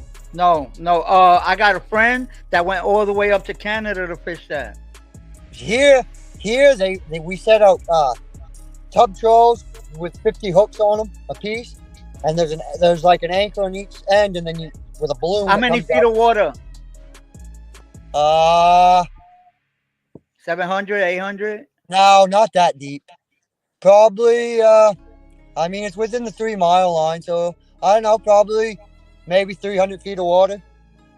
Nah, man, because I fish on 300 feet, and let me tell you something. I fish on 300 feet without an electrical reel, man. You don't get to the 100 fathom edge, which is 600 feet. The 100 fathom edge is quite a ways out. Well, that's what I was telling you. The drops that I was telling you, the ledges. That's what it's called, the ledges. The ledges. It goes like that. Yeah. Yeah, the ledges. It all depends on where you go. Like if you go to the Western Bay here and you go out, it goes from it's like 45 feet, right? And then all of a sudden it drops to 145 feet. So you should see the swell that comes when there's any sea on, man. She builds up so much because she's so deep, and then all of a sudden she shallows right up. So hey, do you see the water, the color of the water change? Yeah. To a real blue, a beautiful blue. Over here you see it. Here water's it's like a bluish green here. Over here it starts off like a bluish green. Yeah. Bluish green. But once you go out 50 miles, it turns into oh my God, I can't even explain it. I'm talking about a beautiful blue. A beautiful blue. That's when you know that you could go for pelagic fish. Mahi-mahi, cobias, what else is on top? Mahi-mahi, cobia, yellowfin, blackfin tunas with jigs. Yep. You understand? Have you ever trolled? Yeah. I mean, I've trolled for regular fish. Never I've never done a lot of fish. What? I've never done a lot of deep sea fishing. I've done a lot of freshwater fishing on lakes and all that. But pretty much as far as my ocean fishing, it's pretty much halibut. It's the only real fish, and stripers. I mean, I've striper fish, pollock, pollock. But I've never. Yeah. How you doing? How you doing, James? How you doing, Marley? We still going. Thank you for stopping by, James. Yeah. When I had my boat, I used to do trolling on the Gulf Stream. Yeah. Right before the Gulf Stream. It was beautiful. So, but let me explain to you. This is what I was trying to get to. I don't know how I got derailed from the conversation. When you're on the Gulf side, you gotta go very far to find deep water, right? But when you're on the east side, right? If you go out to where I go out, which is the Kennedy Space Center, that's Cape Canaveral, right? Okay. Matter of fact, speaking about that, my wife is over there. She's a teacher. She's with all her students. She took them on a trip to Cape Canaveral to the Kennedy Space Center. And check it out. My wrecks are 30 miles out, 30 miles straight, 5 miles north. Right? I don't want to give it up right here because then people could find it. You understand? And those are numbers that you're a fisherman. You're not supposed to be even talking about. You know what I'm saying? If you have your numbers, you keep your numbers to yourself. Well, when I started doing, don't tell me you got one tattooed. My captain goes, I don't care what you do. The one rule is, he goes, don't put your camera to the the chat water so people know where my trawls are. Because other than that, because I don't care. GPS, yeah. So anyway, and that takes me that 30 and 5 north. It will take me to like 125 feet of water, where there was an explosion, and this is it consists of 35 big giant pieces of transporter, right? And that's 30 and 5. That's 35, right? 35 miles. Now, if you go out of Jupiter or Miami or Fort Lauderdale, brother, 3 miles out, you're already in 200 feet of water. That's nuts. It's crazy because the Gulf Stream comes in there. Yeah. So it makes it deeper to where the Gulf Stream, because what you're trying to do is what we call the other side, is crossing the Gulf Stream and getting on the other side. That's what we call the other side. So it's easier to get to the other side. Because what happens is that it goes like this. The land goes like this, right? It goes like that straight, and this is where I'm at, where it's straight. But then it goes like that, like it turns up, and then it comes back down. So if you go to that point where it turns up, you're closer to the Gulf Stream. You understand what I'm saying? Yeah. So if you ever gonna do fishing, try to do it off there. You're gonna get the best fishing there. What's up? You know, or you just charter. Me personally, that's what I probably would do. Yeah, you just charter, but the best way to go is use a private charter, and those private charters cost you know about fishing. They're like $1,000. Yeah. 8 hours. Well, it's like I wanted to go. I have buddies up here that tuna fish, but like tuna fishing in Maine's not the same as tuna fishing like in Gloucester. Gloucester. Like, I want to go down there, and I wanted to go on like one of the boats that from the show. But man, it's like $3,500 for a day trip to go. And like, if you do catch a tuna fish and they sell it like a cheaper tuna fish and it's a seller, you can get X amount of dollars back from it. Or, I don't know, but it was too much for my blood for what it was. Yeah. Over here, you get a private charter. They'll put you on, let's say 27, maybe 30 feet center console. Some of them have, some of them are catamarans. They're beautiful, and you got to bring your own lunch, but they will supply you with your own supply, with your own tackle. I mean, they'll supply you with tackle, but you got to bring your own lunch and whatever you're gonna drink and stuff. And you could get, I don't know about now because the inflation and everything, the gas prices and all that, but last time I had checked, it was like about like 900 to 1,000 for 6 people for 6 hours, and you break it down between 6 people. You understand? So let's say 150 a piece. That's $900, right? Yeah, that's not bad at all. All right, so yeah, you divide it between all of y'all. You understand? So it was great. It's great. Now they're gonna put you on their private numbers.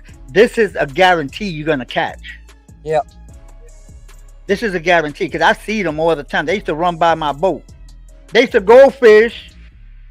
2 hours later, they were maxed out. They were going back home, passing right back again. I'm still fishing because the dude had better numbers than me, and he used to take them. And it was, let's say, if it's red snappers, and you're only going out there for the red snapper, so he'll take you out there for the red snapper. So as soon as everybody maxes out, he'll move, or if he'll ask you want to keep fishing or you want to go back, and he'll bring you back. You know, so over on the east coast of Florida, you can only bring one red snapper per day, right? But in the west side of Florida, you bring 2 per day, and they give you 2 months of fishing because on that side they have a lot of red snappers. On the East Coast, they don't have a lot of red snappers. They extinct. That's the Atlantic Ocean. That's the same ocean we share with you guys. Yeah. Yeah, you're in the Southern Atlantic. I'm in the Great North. Yeah, man. And it's beautiful up here, man. It's beautiful. Over here, you go to the beach with your family, and you don't even take bait, man. Just take a rod. Take 2 or 3 1 ounce sinkers with a nice size hook. Put your feet into the sand where the water's hitting. Get yourself a couple of sand fleas. Put them on the hook. Oh yeah. And just cast. And bro, you get pompanos, man. You get pompanos. You get amberjacks. You get kermits. Beautiful, man. Can't beat that. You can't. You ever hooked up to a shark? Lots of times. Lots of times. We've had one on a halibut line before. That's because you hand haul them in. So man, I tell you what, you got that line with 50 hooks on it, and then you get one with a damn shark on the end of it. You better be careful because man, them hooks when they come out. Yeah. Over here, when I used to go out like to that spot I was just telling you, the 30 mile out, bro, they swimming around your boat. They just waiting for you to fall off. Yeah. You know, I never really used to think there was sharks in this close here to shore. But man, fishing right out here in the bay, the mouth of the bay, man, I've seen more sharks in the mouth of the bay. And it's always been on an overcast, somewhat windy day. Never on a flat, calm day. It's always been overcast and a little chop on the water when I've seen a shark. Hey, let me tell you, have you ever been on YouTube or the news or something when somebody, because now they spot them. They used to use planes. Remember, they used to use planes to spot them, the bunches, right? Yeah. But now they use drones. Yep. Now they use, bro, they be real close over here. They be real close to the beaches. So where people are having fun in the beach, and they're like feet away. That's why if I ever go to Florida, and the couple times I have been there, I don't swim in the ocean. Screw that, man. Well, I go in, but I only go into like my knees, maybe up to my waist, and that's still too much. Yeah, I mean, if there's enough water for a fish to swim, they can get you. Bro, a fish, give him 2 feet. If he's small enough, he'll fish. Yeah, 2 feet. That's it. That's all you need. They be washing up all the time here. Dude, there's sharks in Florida. In Florida, there's a lot of sharks. Well, my oldest stepdaughter, her grandmother lives in South Carolina, man, and she goes down there all the time. When she'll go down there to the beach, man, she comes home with a prescription bottle full of shark teeth. Shark teeth? Like 3 or 4 vials of shark teeth she's found on the beach. There's places here. Check this out. There's places here. You find them all over the sands and the beaches here. The shark teeth. But there's a place here. There's like excursions that they take you, and you get mastodon teeth from the dinosaur days. Yeah. Here. Yes, they're all over the beaches.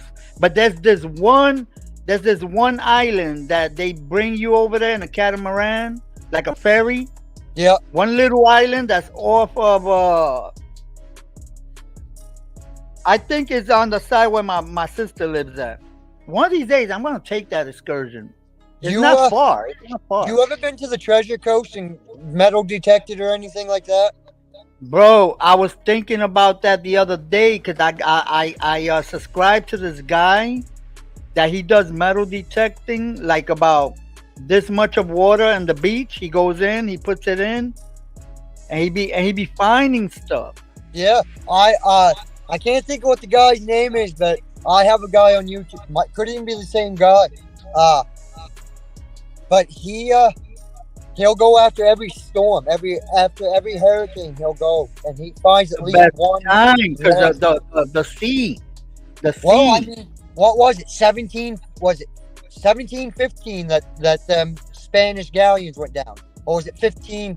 Or was it 15 something? I think it was 1552, something like that. Yeah. I Anyways, know which one you're that talking whole about. Now, you know that this whole coast where I'm at, right here, where my wife is at right now, Kennedy Space Center. Yep. That whole coast. You know how many galleons people be finding coins till this day Yeah. there. Well, I mean, you had them. You had that whole fleet of ships that went down, and I think they have found gold all the way from South Carolina, all the way All the way down to Cuba. All the They way to say Cuba. They say there's still like 40, I think like $40 billion unaccounted for. Bro, At they least say that. Remember, Leggy, that's they going by the old galleon archives. Bro, Right. what was on those ships that it was corruption just like today? That wasn't on those archives. That wasn't on that manifest. They can't really tell you exactly, but I know what you're saying though. You know, There's I think all about, these like, billions. all these treasures that's been lost into time, right? Like these buried pirate treasures. Now, somebody really found this. Who's to say they would really say anything? You know what I mean? So who's to say? Let me tell you something. I find one, I will not. I will shut up. I'll take it home. I'm not That's what I giving it say. away. I I'm mean, not it's like- giving it away. It's like in the Philippines. I'm a firm believer that there's still gold in the Philippines because I mean that guy from watching that show on TV and then the actual like history, like evidence of it in history where they did find gold in the mountains, like stashes of gold from World War II. So there's still And Chile, Peru, all them places, Colombia. Well, dude, I'm Colombia still telling got a you, whole. Colombia still got.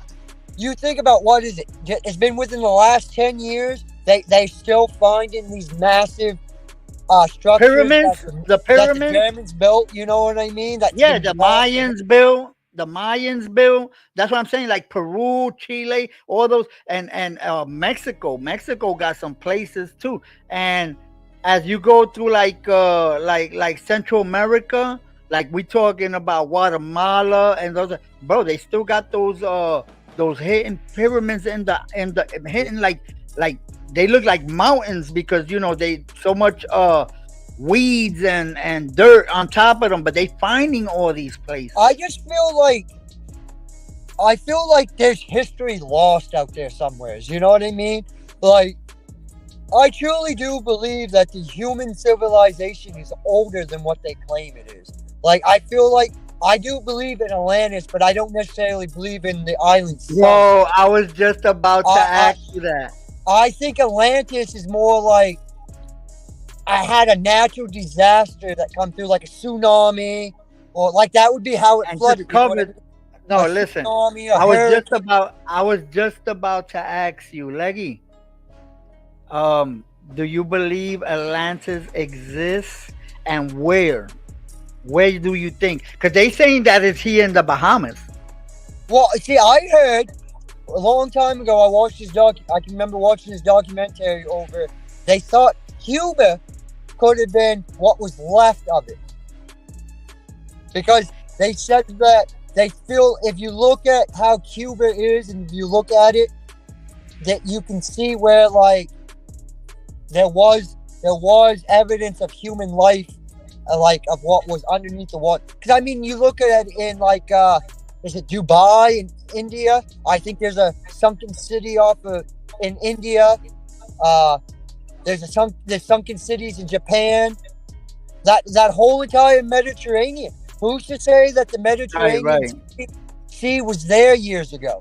You know what I mean? Who's to say the Black Sea was there? Like all these, because I mean, you just look at where oceans were, or you take the Mississippi for example, right? The Mississippi River. Where the Mississippi was 100 years ago is completely different of how the Mississippi is today. That's why they find all these paddle boats in farm fields and all these fields that haven't been underwater for hundreds of years. Well, 100 years. I got you. You know, I truly do. There's Jerusalem. You take Jerusalem for example. That city has been like the main temple there, right? Underneath, there's like 3 temples underneath the main temple there is now. There's 3 others underneath of it. It's like the Vatican. It's like the Vatican. The Vatican got a whole city under there. People don't know that. You know, I feel like what religion is today isn't what the idea of religion was back hundreds of years ago. You know what I mean? But I want to talk about the temple in Jerusalem. You say that there's 3 more temples practically under. That's how deep it goes. 3 altogether. I think there's the main one, then there's one underneath of it, and then I think they just found remnants of an older one underneath of that. But over there with all the religious groups and they protesting. All that, it's just a big cluster. You know, you can't really get any archaeological like excursions done there because there's so many loopholes and political things that you can't touch it. You know what I mean? Red tape. Yeah, red tape. A lot of red tape. A lot of red tape you can't cross. You cannot cross that red tape. It's just like you think about how many things are buried in Egypt that they have found. Think about the things they haven't found in Egypt.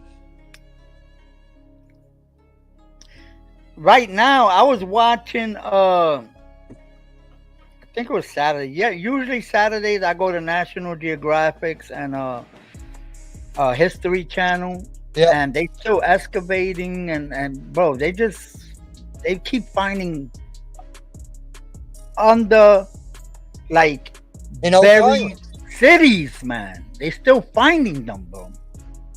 Buried cities. You know, it's crazy. My brother-in-law, when COVID hit, my brother-in-law is a professional chef, so he was on a 3-mast schooner, right? And when COVID hit, well, he finally got to Europe, and he's so mad, man, that they kicked him out. So he come home, and after everything lifted, man, he only had $500 to his name, but he managed to buy a plane ticket, and he got over there to Europe, man, and he went to all these things. Anyways, point of my story is he got to France, and he went under to the city of the dead under there, and he goes, it's unreal. He goes, there's areas under there that isn't even open to the public, that there's bones just scoured everywhere. Wait up. I seen something like that this weekend that had to do with catacombs under. Yep. Catacombs where they would take people's bones, and I'm talking about they had miles and miles and miles of piled up human remains, bones, right? And they got people that work down there that maintain and take those bones, right?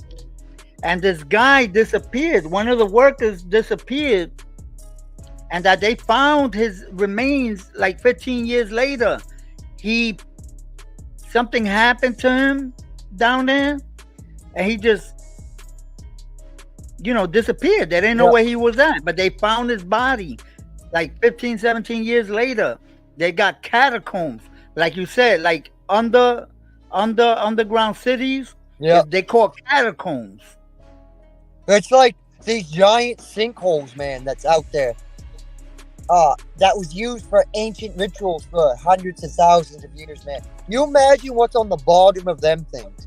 Like, just imagine if you could actually dive to the bottom of some of these sinkholes, what you could find. Like, if you actually probed around in the sediment and all that. Probably, I'd say 5 to 10 feet down in the sediment, you could find a lot of archaeological, things, Yo, that's scary. Let me tell you, Leggy, because over here in Florida, there'd be a lot of sinkholes. It's scary here. I've seen sinkholes swallow houses on the news, bro. It's Yeah. crazy. Well, it's Yeah. like that the airport over in Japan, man, like the big airport that's on that island. That's Yeah. a man-made island that airport's on, and every year, or every so many years, they actually got to build it up. You know what's funny? That I'm going on that cruise, right? Matter of fact, that's what I was saying. I don't know if you heard me with the guy with the GoPro. He was supposed to come see me today, but he got caught up on something. He said, "Yo, I promise you tomorrow I will take it to you," and I said, "Fine, no problem." I'm going on that cruise, and I'm going to this private island. It's called Ocean Cape. It's called Ocean Cape, and they have an excursion there of a shipwreck that belonged to Pablo Escobar. Really? Yes, yes. It's 5 minutes off the island, but that island wasn't really an island. When they were drenching, they needed somewhere to put like supplies and stuff. Yeah. So they drenched all the sand to one side, put rocks and whatever and all that, and then they threw more sand. Next thing you know, it's an island. Yeah. So MSC bought the island. MSC bought the island. Excuse me. And decided to do the cruise private island. Yo, it's beautiful. I want to do snorkeling and all that. But my point was, it's like you said, a lot of these places, they're not real islands. They man-made islands. Like you were just saying about, what was it, an airport? Yeah, in Japan, I do believe. Yeah. That island. They making those all over now. I mean, They're there's making them people out all there- over. There's people out there that's creating their own islands out of like, they're taking like bags of like bottles and putting them underneath like a net and stuff, and then keeping it like that, and then eventually like plant growth will grow in there and form a base and roots and all that, and you got an island. Well, at least they're using the recycle for something, right? Instead of just leaving it float to the middle of the sea. Because I don't know if you ever seen that. Where all that garbage is in all that garbage be in the middle of the sea, and we talking about miles and miles of hundreds of miles and miles and miles of garbage. Technically, still 25 miles offshore, you're still technically allowed to dump anything you want, pretty much, except oily substances. Right. But Look at what Kenny said. Kenny said China got 5 man-made islands. I've seen it. I've seen it in National Geographic. A lot of people. It's good to bring up these conversations because a lot of people they don't know little stuff like this. Me and the weekend, that's all I do is look at National Geographic and I do. Same thing I do. Yeah, and history.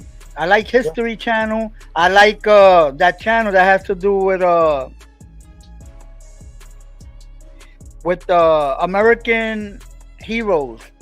It's AMH, something like that. American hero.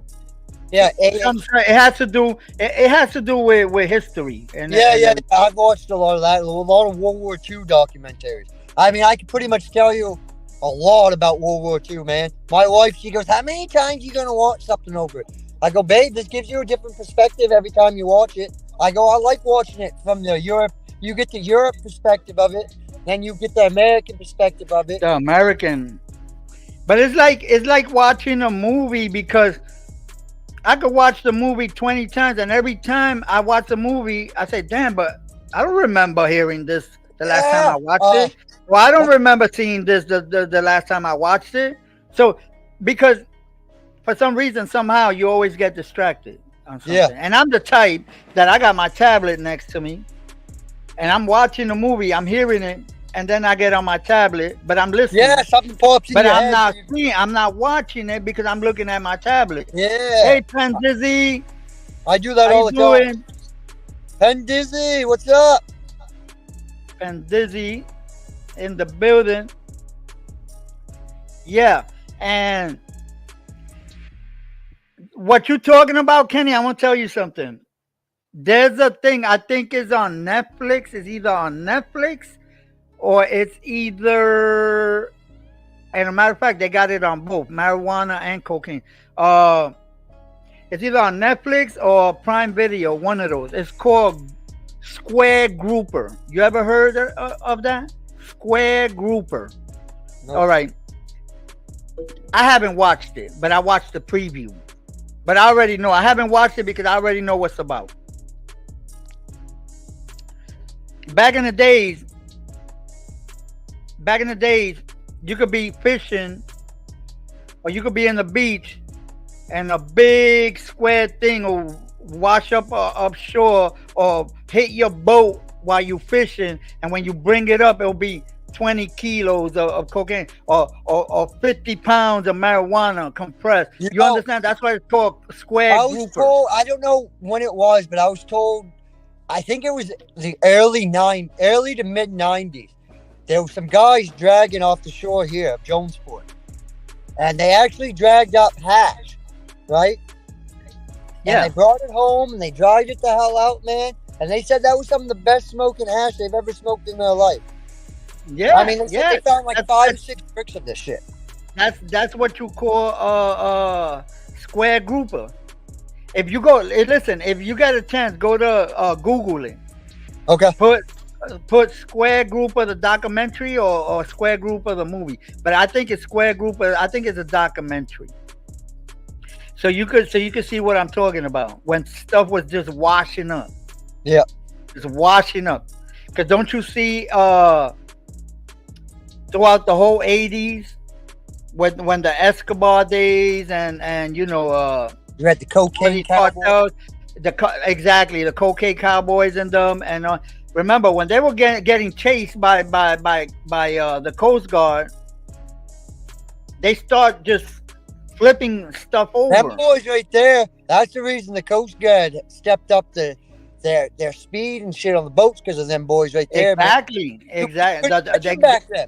I mean, that's what they were. They were legitimate badasses in the boat racing scene. Bro, come on. These guys had 4 250 Yamis in the back. I mean, you're thinking, I mean, you got boats that's pushing out 1,300 horsepower. Now it's like, I tell you what, you got to come up here for the boat races, man. We like our boat races. You gotta come over here and see the cigarette boat races. Do they still do them? What? They do it every year here in St. Petersburg. Those are the little funny car looking boats, right? No. Those are the little ones. We're talking about the real ones. You're talking about the big ones, like what we were just talking. The big ones, the cigarette boats. See, there's actually a guy up here.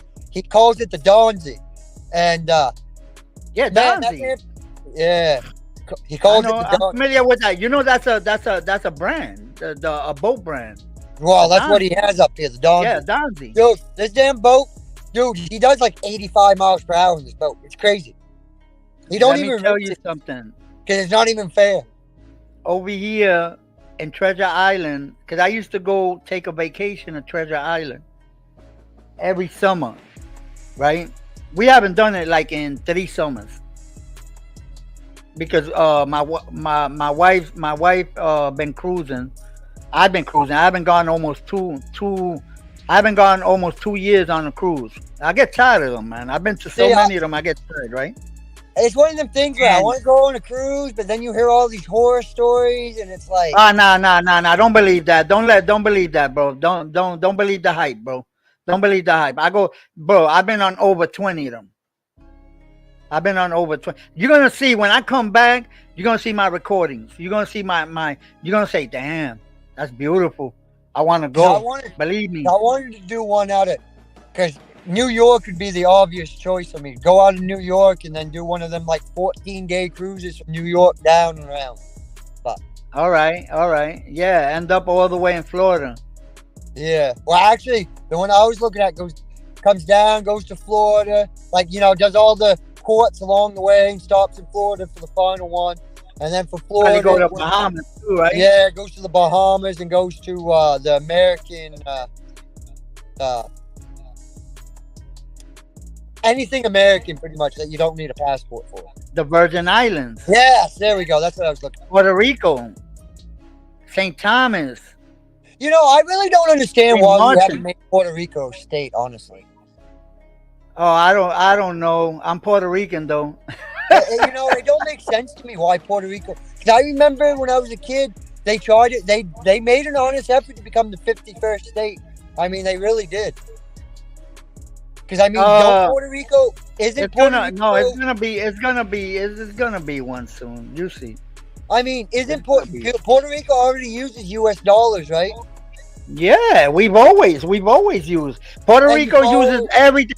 Listen. This Leggy. Just so you know, you go to Puerto Rico, it's like being in the United States. Every store that United States has, I'm talking about Macy's, Saks Fifth Avenue, McDonald's, Burger King, Dollar General, all them stores and American dollars. It's like being in the United States. So I guess my question is like, do they can Puerto Ricans bred and raised in Puerto Rico, are they classified as Americans though? Yes. So We like don't need they a have, passport. Listen, we don't need a passport to come in to United States. We do so not like you need guys could so like people in Puerto Rico driver's could join the license, armed brother. services. A driver's license. That's it. We Commonwealth. We Commonwealth. We together with the United States. So it's kind of like how Canada is a Commonwealth of England. Man, yeah, because Yeah. I can't go to Canada. I can't cross. I can't either. I'm an ex-convict. I can't. I get an OUI, so I can't go. Canada classifies that as a felony. So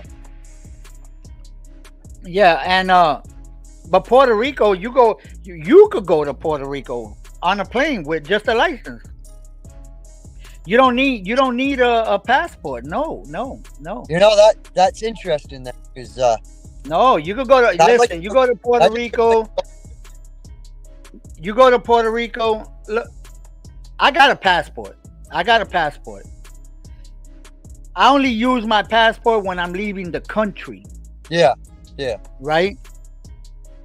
I'm gonna give you an example. Right now, this summer, I'm going to the Bahamas.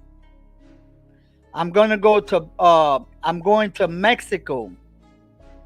And I'm going to Guatemala. Well, actually not Guatemala. I'm going to Belize. Yeah. Right? Those are places that if I was flying, I need to go with my passport. But since I'm going on a cruise, once you get on the cruise, you get your ID.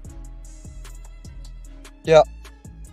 You get your remember when you go do your check-in in the cruise line, when you get there, you give your ID, they take your picture. And everything right there.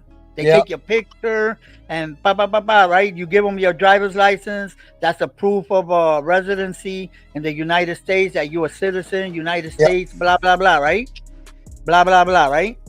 Then what they do is they do you a ship ID, a cruise ID. Now that ID, you're gonna go on the cruise, right? And everything you're gonna buy, everything you buy on the cruise, you gotta give them that ID. That ID gotta be linked to a credit card, because if not, you won't be able to buy nothing or anything. They do not take cash. I got you. It's gotta go through your credit card, right? Now, when you get off in the pier, like when I go to Consumil, I'm going to Consumil, Costa, I forgot the other place. Anyway, let's say Consumil, Mexico, right? When I get to Consumil, I'm going to go down, I'm going to get off the boat, right? When you get off the boat, they scan your card. You got to go through security. They scan your card, right? When you get off the cruise, you go, you do what you're going to do on the island. When you come back,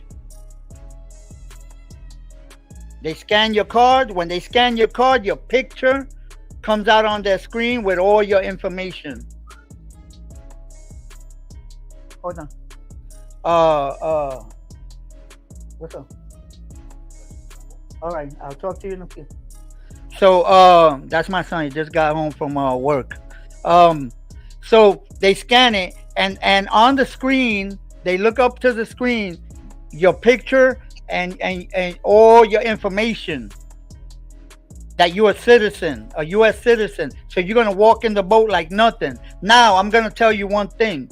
If by any chance that boat leaves you and you don't get on that boat on time, because that boat will not wait for nobody. If that boat tells you you got to be on the boat by 6 p.m. because we leaving at 7, and that boat leaves you and you don't got your passport on you, you stuck in Mexico.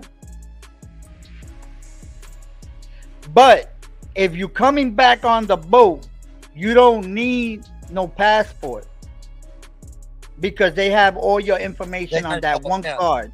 Yeah. Right. I knew about the card. You know, people don't know that.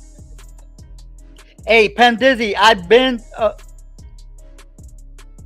I don't know what's on the flag of Tortuga. I always thought they could. I always thought they could go from Canada to England without a passport. So, well, not a passport, but like a special card or whatever. I didn't think they need a full-fledged passport. No. And I got a passport. I have a passport. I'm not taking it. I don't, because I already know. I already know the rules. I already know the rules. As long as I don't lose that card. If you lose that card, you're gonna get on, because they got all your information, your pictures on it. But you got to go through hell. You got to go through a separate line. You got to go through verification. You got to go through this. You understand?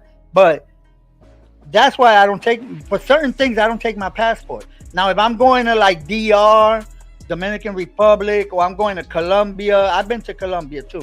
If I'm going back to Colombia or Venezuela or any, then I need my passport because I'm going to travel through the air. Yeah. You understand? Yeah. My passport is my ID. You know, but yeah. Yeah, I had one when I was in the service, but I didn't use it much. Well, but you can't use your military passport for civilian stuff anyway. Not supposed to. You can use it? No, you're not supposed to use it for civilian stuff. But I don't have it anymore anyways. I've been out of the service for a while now. Pandizzi, I don't know. What is it, a turtle or a mask? I really don't know. I've been to Tortuga, though. I've been to Tortuga. Yeah. I've been to a lot of places, man. I've been to pretty much every state, but I've been out the United States. I've been out to a lot of places. I've been to Canada. I've been to Mexico. I've been to Mexico. I've been to places up in South America. I visited at least 4 places in South America. I went to Tijuana when I was in the Air Force there, and that was a no-no. We got in trouble for it. If you were in the armed forces, Tijuana is off limits. I didn't know that.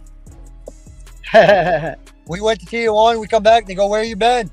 We go, "We went to Tijuana." Well, why'd you go there for? Just something to do. It's funny. Let me tell you something. It's funny because I've been to Tijuana, and I visited the clubs there. Those little. Oh my God, that was all I can say is I got a story. I got a story, Leggy. I got a story of Tijuana, but I cannot say it here. It didn't involve a tent, did it? It didn't involve a tent and a donkey, did it? No. But it involved a round thing with a hole in the middle and a female on top. I got you. That's all I'm gonna say. I ain't gonna say no more. I got you. I got you, bro. I can't. But you know why? Because my wife what you're listens. laying down. I think I got it. Yeah. Don't go there. But like I said, my wife, she watches this, so I don't want to, and I got family members that watch. Yeah. No. I got you. And I'm telling you, man, it was like about maybe 12 of us. 12 of the guys. 12 guys. We were all partying, and this was like about, wow, this was years ago. This was somewhere in the 90s, I think.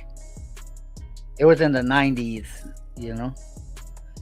Yeah, man. And it was crazy. It was some fun times, though. Yo, we used to do the trips. That's how I've been to all these countries. We used to do these trips. It was it's what we call boys men's day out. We've been to DR together. We went on cruises together. We went to Miami together. We went to Mexico together. We went everywhere in a group for a week. Yeah, Masha.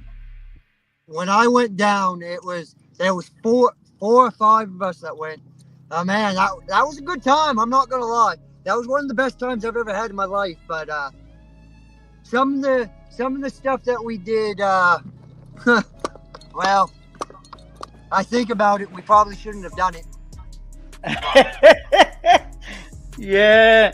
But, hey, did you get to drink the tequila with the little worm inside? I hate tequila, man. I'm not gonna lie. I feel like tequila. Okay. I did. I like gin. But I did, and I ate the worm. Oh, I've ate the worm before. I've drank it with the worm, but I don't like tequila. Yeah, yeah. Well, first time I ever really drank tequila, I was in what we call Little Mexico in Millbridge. There, it's a whole area, and there's a bunch of Hispanic people that live in this one area. Yeah. And we went down. I went down there, man. And a friend of mine, he was like, "Open up!" And I didn't realize what he was going to do, man. He poured that tequila down my throat, then took that lime and did the lime, and I was like, "Oh, man, that was gross." I was fucked. I was messed up afterwards. Hey, Kenny, that's exactly what it was. It was a hall pass. We used to get a hall pass once a year, man. Yo, Ken, ask JB, my cousin. Ask him, bro. We used to do some crazy things, man. Rest in peace to the guys, because a lot of those guys that we did that with, they no longer here with us, But eran todos los maleantes. It was all the hardcore brothers, man. God bless them, man. And we did the hall pass thing once a year. We will go, and it will be every year. It will be somewhere different. And the one that used to coordinate all that was JB, my cousin JB. Yeah, man. We used to do that, man. Hey, Penn Dizzy, man. No problem, man. I wish I could turn back the clock and have another run at my 20s again. I had some good times. I wish I could turn the clock and to the early 80s. I'll put it like this, late 70s. Because I'll do everything. Something that people say that I would not change a thing, but I would change a lot of things. I mean, I would change. I would change a lot of things. I'm not gonna lie. I would have stayed in the Air Force longer, for sure. Definitely, that would have been a good check right there. And I mean, don't get me wrong. I mean, I like the work I do now, but here I am, 35 years old, man, and my body's starting to take a toll. I mean, this is what I've done since I was a kid, except when I was in the service and kind of did a few things in the 20s. How old are you now? I'm 35 now. Oh, you young, bro. I'm gonna be 57 tomorrow. and you screaming. You screaming. I wake up out of bed hurting. Well, I do. I've always done physical work. You know what I mean? Yeah. So the body, like my hand, man. My hand, this hand here is all Arthritis, up. arthritis, brother. And I did that worm tide the other day, and yesterday, man, I nursed this hand all day because it ached so bad. Cause I cut. Hey, let me tell you. From here down, I cut myself and flayed myself open, pretty good shape, and then I cut the tip of my thumb off on the same hand. So, hey, let me tell you. One thing that thank you, Pendizzy. It's tomorrow though. Let me tell you something. The cold will give you arthritis, bro. It'll give you arthritis, bro. When I moved over here, the heat, like, it alleviated my arthritis a little bit. Yeah. The cold will mess you up. I either got arthritis started or I got carpal tunnel. You know, because digging clams and wormholes, I mean, you're constantly bending your wrist. You know what I mean? It's constantly a wrist motion. So. Yeah. So I'm starting to. The years of not taking care of my body, of going out, not having anything to drink on a tide, or eating very little throughout the day, you know, and working all summer. It's starting to take a toll on my body. I can't do the things I used to be able to do. I'm starting to realize, as I'm getting older, it's catching up to me slowly. So I already passed that line, the one you talking about.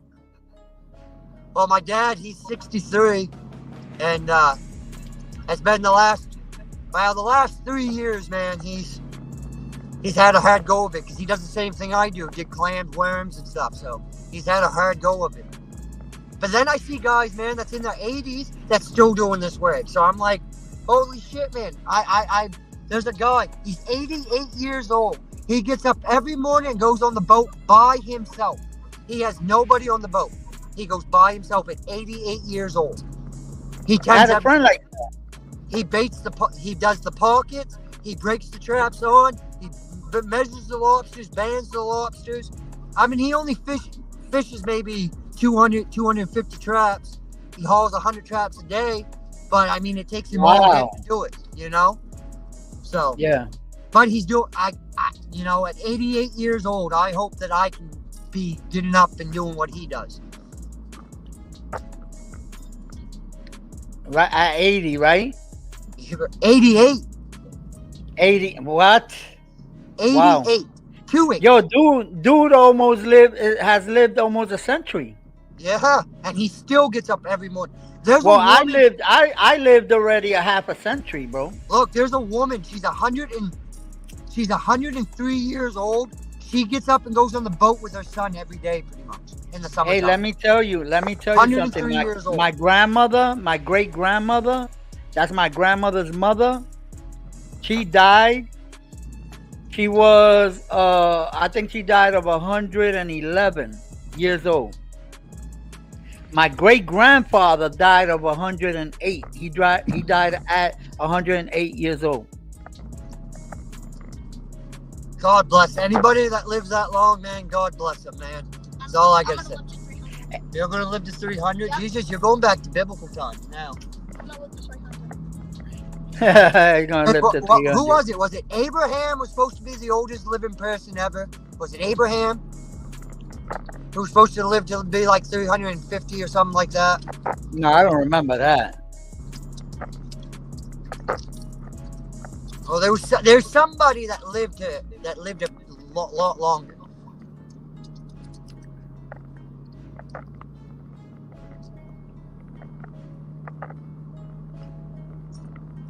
Crazy, man. It is crazy. It's just I was about to shut this down, and now it's people starting to come in. It always happens to me. It always happens to me. Right? You know, have you ever thought about time, right? What is like the concept of time as we know it? Somebody had to come up with the concept of time as we know it now. You know what I mean? 24-hour days, like 60-minute hour. 60 minute is an hour. I've thought about that. Bella, salute, Bella. Like it makes me wonder how and why you come up with 24 different time zones. You know what I mean, in the world. And then minutes and seconds. And minutes hours, minutes and seconds. Exactly. Like, it's a weird thing. Like, I mean, I guess the sundial made sense to me. I mean, obviously that makes sense, but still, like, I mean, I guess that's the concept. I mean, it's just like, it's the interpretation. That's what you learn, but that's what we know 60 minutes as. But in the world, in the grand scheme of things, if there's other civilizations out there in the vast cosmics, is their 60 minutes the same as ours? Yeah. Hold on a minute. Hold on a minute. Hey, Bella, if you want to drop your link, type LES in the chat. Well, here's go ahead. Keep going. Thing for you to ponder. Color. The perception of color. We learn color, right? It's a learned trait. But does everybody perceive color the same way? If you understand what I'm saying. Like, what? Like, does everybody see the colors? I mean, I know there's colorblind people, but like what we're taught is blue, right? Now, do you perceive blue the same way I perceive blue?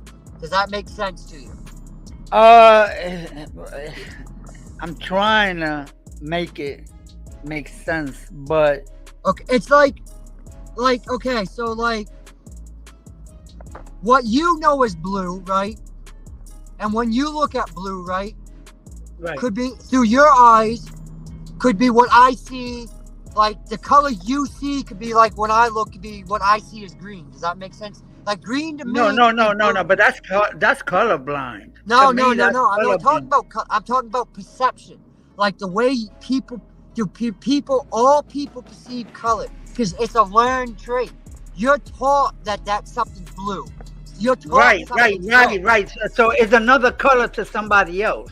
Exactly. I get what you're saying. So like the pigment, I guess the pigment that you're perceiving, is it the same pigment that I'm perceiving? Because like the way light bounces off things, is everybody's eyes perceiving light bouncing off things the same way? Right. No. I think everybody's eyes see the same color. Me personally, I mean, these unless you colorblind, you're gonna see the same thing I see.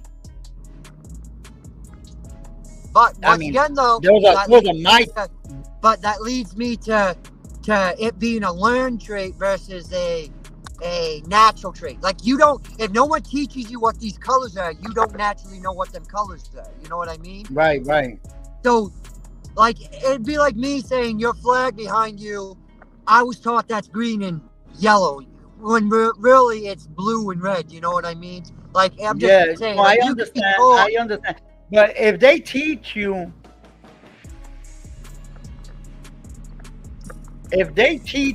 their own name of color, that's like taking a box of Crayola, taking the cover out of each one and putting it on another one. What you think? Yeah. See, this is a tricky question, because a lot of people have. That's a trick question. Yeah. Okay. Yeah. Then that's the answer I get a lot. That it's not.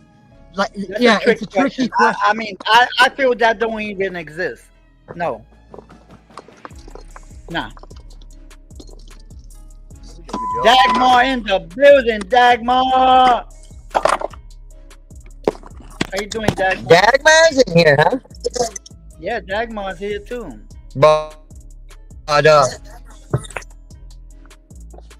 Jesus. Quantum physics. Who just said Marley said quantum physics? One, two, three, But oh, that was all Marley. right, well, That's, I'm gonna hop MQ, off here too. I'm home now, and I'm gonna go spend all some right, time with the wife. I'm gonna be logging off in a little bit. Yo, Leggy man, you more than welcome to come up here. We could talk fishing all day long. I know people get Yo, boring this of is that, but I'm not boring of dude, it. hands down. This is one of the best thought-provoking conversations I've had on any panel. So I appreciate you letting me come up. And you know that So- you will always be treated with respect here. I do not leave nobody mess with anybody. Right. But all right, Drew, I'm gonna hop off here. Said I'll talk to you later, bud. All right, man. Take care, man. Be safe. You heard? All right, you too, bud. You too. So what's up, people? We had a good one today, huh?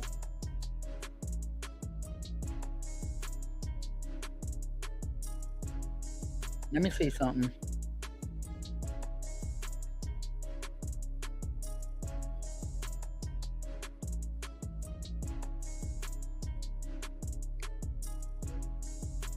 What you was doing, Dagmar? You was sleeping? Was you sleeping?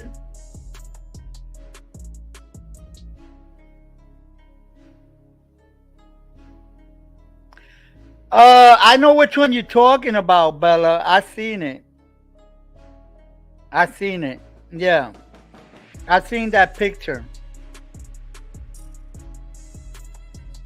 And remember when they used to do the thing, that word that the person used to say, and people used to hear one thing and the other ones used to hear one thing? It was crazy. It went viral through the whole internet. I forgot what was the word.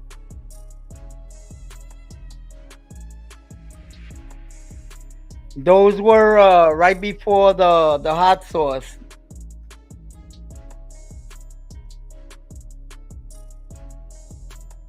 Yeah, I remember that, Bella. Bella, my Shih Tzu princess. I know you from somebody's channel, but I forgot who is it. I think it's I think it was Quick Vic, right? Bella, that's where I know you from.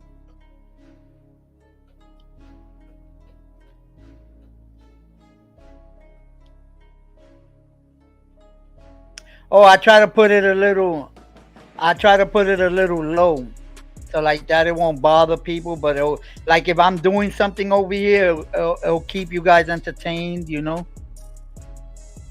Cause I'm gonna be leaving in a little bit. I can't believe that I went this long. You know why I went this long, guys? I'm gonna be honest with you.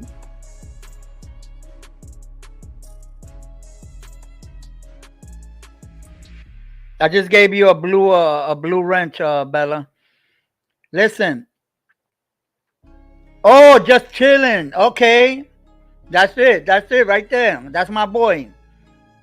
As a matter of fact, Bella, we were there together when he was giving remember when he went to the Hollywood famous cemetery? That at the end he did the Bugsy Siegel, the mausoleum where they got Bugsy Siegel and they had the Ramones and all that. Yeah, that's where I know you from. Yes. Man, thank you for coming to my channel. You're always welcome here. Now you could throw your own wrench. Now type L.E.S in the chat, Bella. Now type L.E.S in the chat.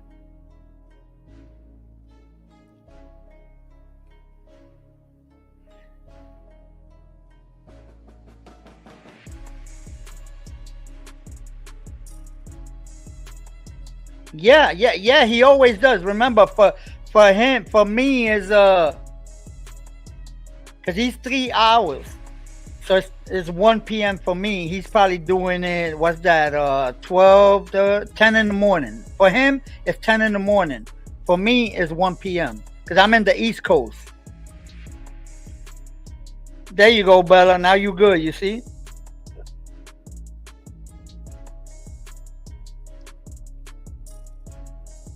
Oh, you in Jersey? Yeah, I got a lot of friends in Jersey. I got friends in Jersey. I got friends all over. Because I'm from New York. I'm from New York, but I'm retired all the way up here in Florida.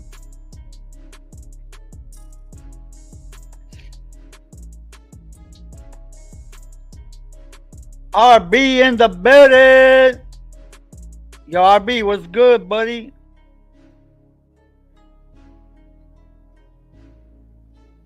Kenny's from Jersey.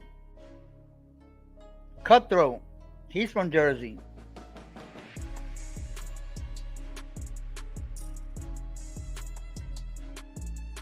Hey, RB, how Brooklyn doing?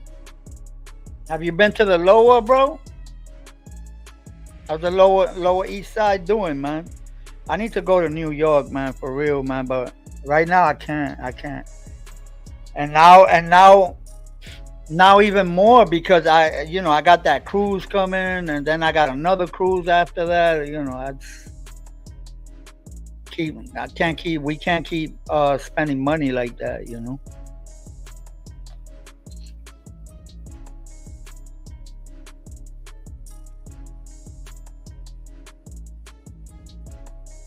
Hey, MQ, you already came out of work? Let me see how long I've been going, man. I'll probably leave this road for 3 hours. Damn, this is a long one, bro. Long one. I don't do 3 hours no more. I do two, maybe 2:15, 2.5 maybe, but not 3 hours. 3 hours is long, man. My butt hurt. And I'm tired. I started tired, and I'm finishing tired. It's almost dinner time. I'm gonna go eat something. I don't know. My wife ain't here. She's still in Kennedy Space Center. She don't get here till like 6:30. She said tonight. So I might just eat a sandwich and just lay down. I got some turkey. I got some good cold cuts. Oh, I got some pastrami too. I could do me a pastrami sandwich, which I haven't ate in a while. I bought me a pound of pastrami. Yo, that pastrami is expensive, man. I bought a pound of pastrami and the cold cuts in Walmart. It cost me 15 and change a pound. But damn, you could do at least 2 to 3 good sandwiches with that though. Big sandwiches, fast sandwiches, Cat's Delicatessen type sandwiches, Good pastrami sandwich these days cost you like $25, $30 easy.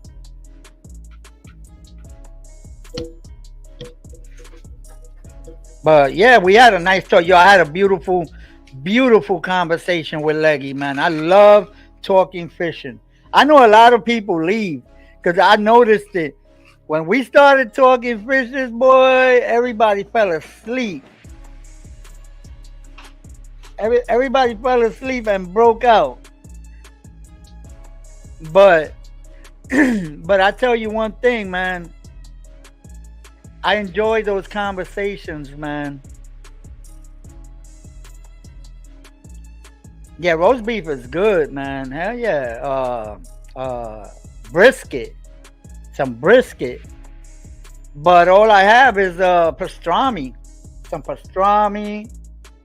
I got yellow cheese. I got Swiss cheese. I got pickles. And I got a brand new Italian bread. Super soft. Beautiful. So I could do me a great sandwich. Throw some mayo in there. Some mustard in there. Woo! Let's go. That should remind me of the Firehouse Subs over there in Patterson Projects. To me, they made the best cheesesteaks ever. Shout out to Firehouse grocery over there. Used to do the the sandwiches. I'm telling you, a vacation from the vacation. You see, you see. Let the dude bring me that that GoPro tomorrow. You're gonna see, Marley.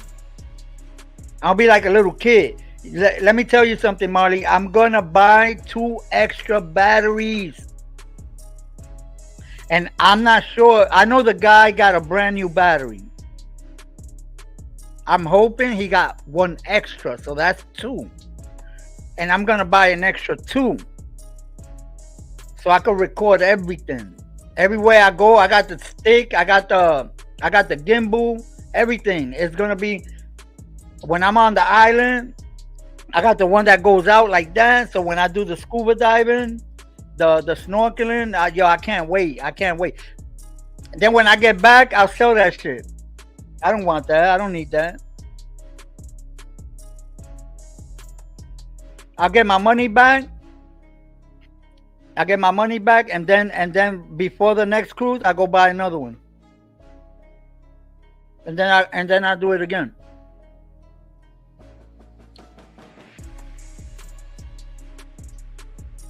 Yo, I've never seen that fish tank. Yo, it's crystal clear.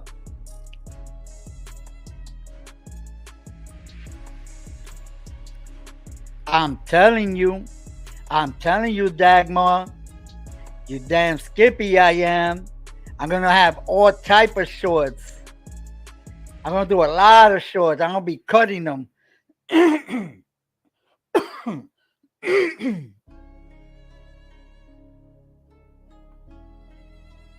that fish tank back there, I swear to God, I've never look at it. I've never seen it that clear. You know what? I'm gonna jump on. I'll show you that fish tank. Watch. Check this out. I'm gonna jump on. Watch. I want to jump on with my phone. Let me mute this so you guys can see. Wait, hold on. Where's the Safari? There you go. What's this, bro?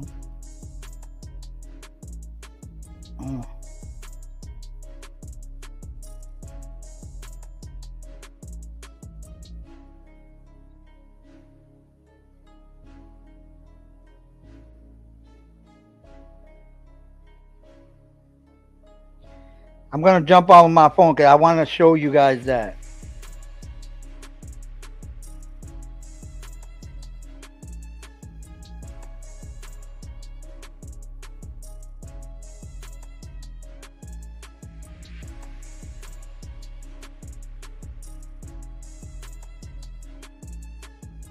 Damn, what's my password, son?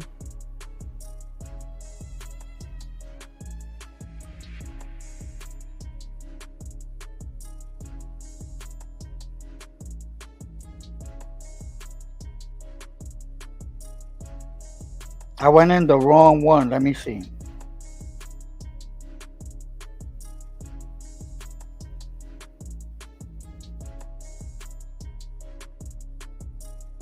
Oh man, hold on.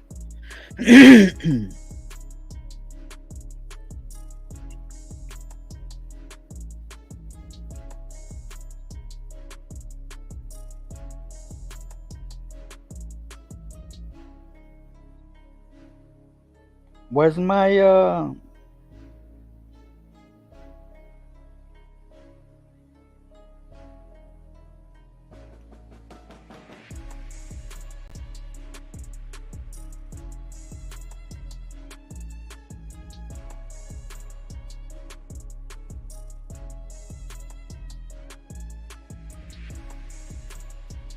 what's going on here?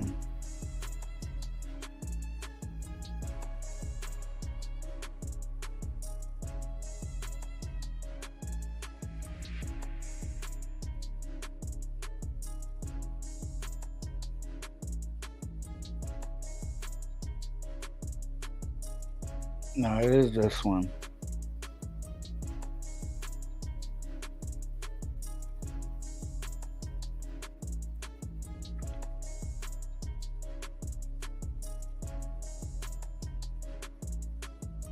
Why it's not letting me enter the other one though? I don't get it.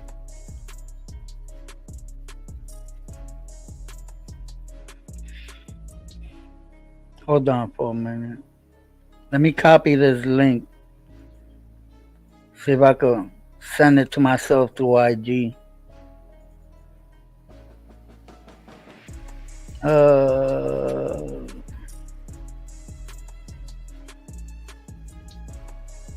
Damn, who could I send it to that's not gonna come up here? Irving. I think Irving. Where's Irving at? There you go.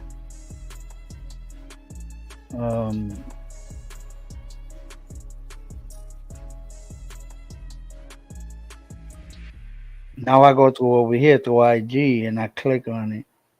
See if it lets me up like that.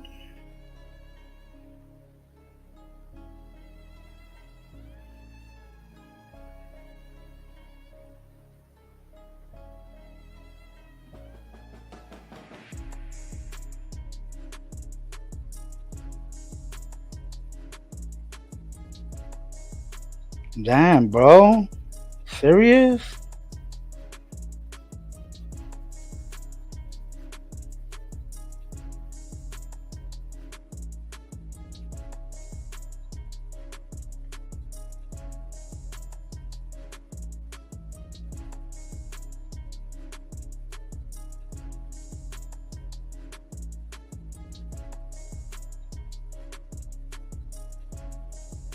Oh, forget it, bro. Now it's sending me to get a code. Get out of here.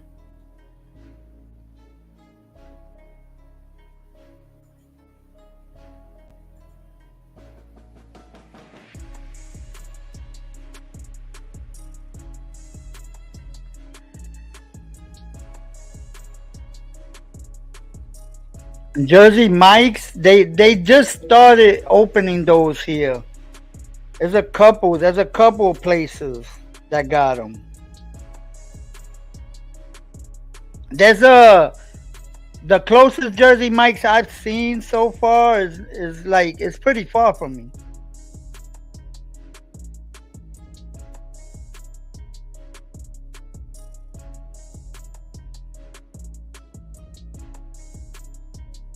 Are you serious, man?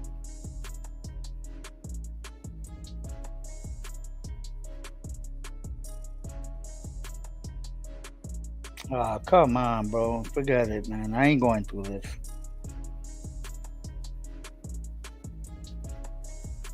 This is ridiculous. It's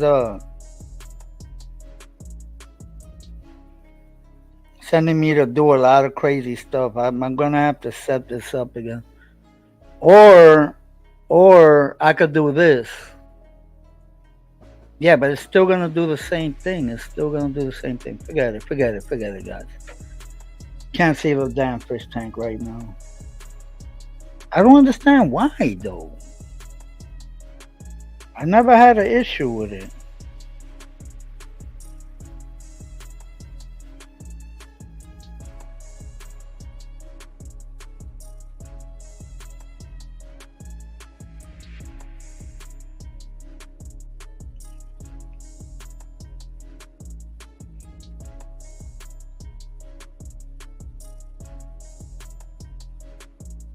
Never had this damn issue with this, bro.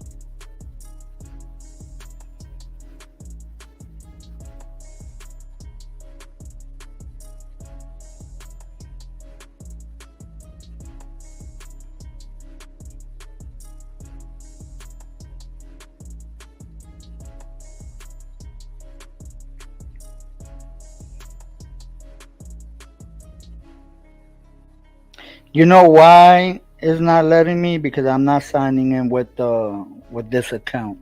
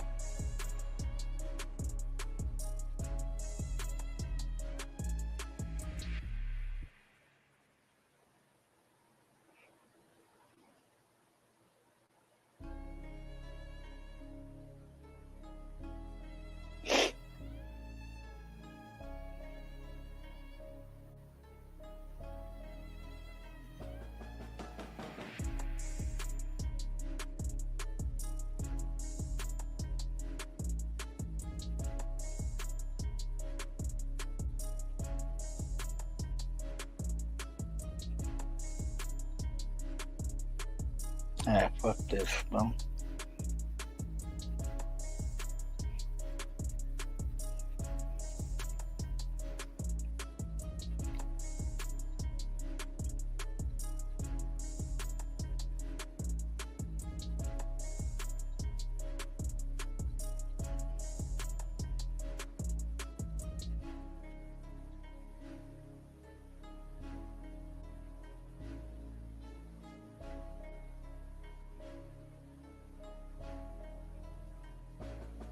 Eh. Oh, I was trying to. What I was trying to do is jump on the panel with my phone, but I gotta log back in, and the password I forgot. I forgot the password to when I do the login with my phone.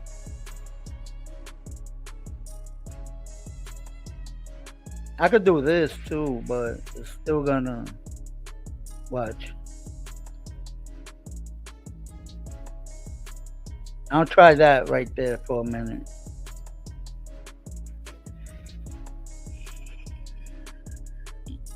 Let me go to the live.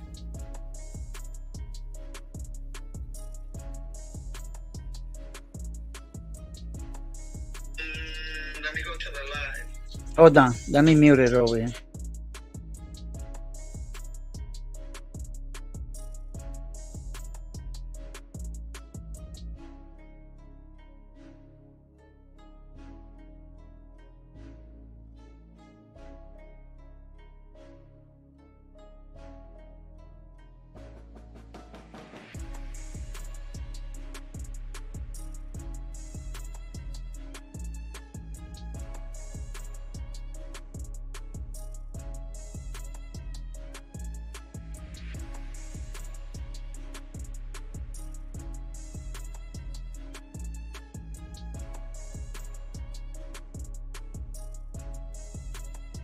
Now I'm going in, guys. Hold on.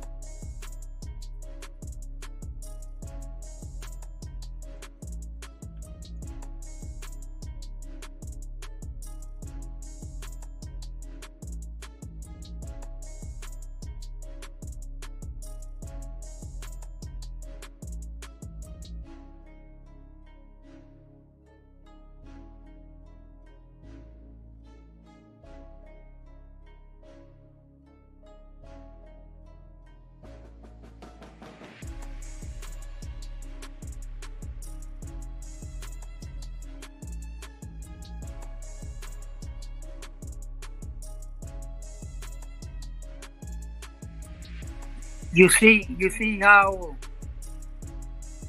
clear the water is?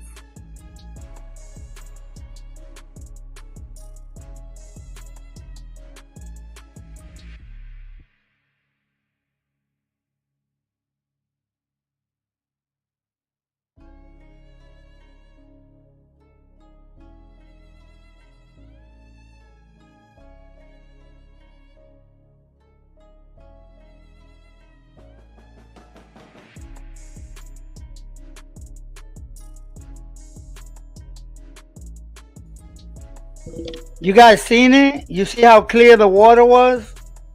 That's what I was trying to show you guys.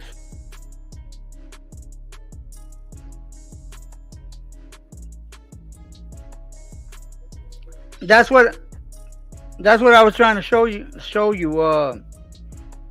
That I've never seen my fish tank that clear. I've never seen it that clear and that clean.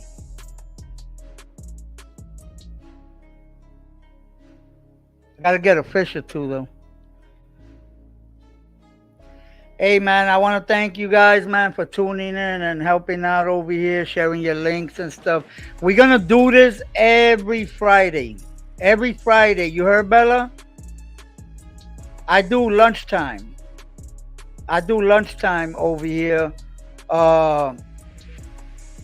Any day, it could be any day. I don't have a specific day. I used to do it every day, but like now I cut down the days. So it could be one day, 2 days. It could be either Monday and Wednesday. I'm trying to do Monday, Wednesday, and Friday. Monday and Wednesday, it'll be lunchtime with True, right? Hey Dagmar, thank you for tuning in. Okay, sweetie, I'll see you tonight. Uh, so Monday and Tuesday, I'll do the lunchtime with True, which is anywhere from 1 p.m., 12:30, 1 p.m., all the way to like 3 p.m. One of those in between. And I usually do that for like about an hour. Sometimes if people on the panel, I'll do it for 2 hours. But usually like about an hour, hour and a half max. Right? So tune in for lunchtime with True. And remember that every Friday, we're going to do Share Your Link Fridays. All right? I want to thank everybody that tuned in. Hit the like button. Kenny,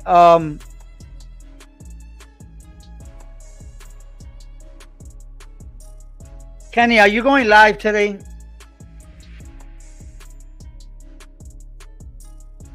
Let me know if you're gonna go live. Thank you for tuning in, though. I appreciate it.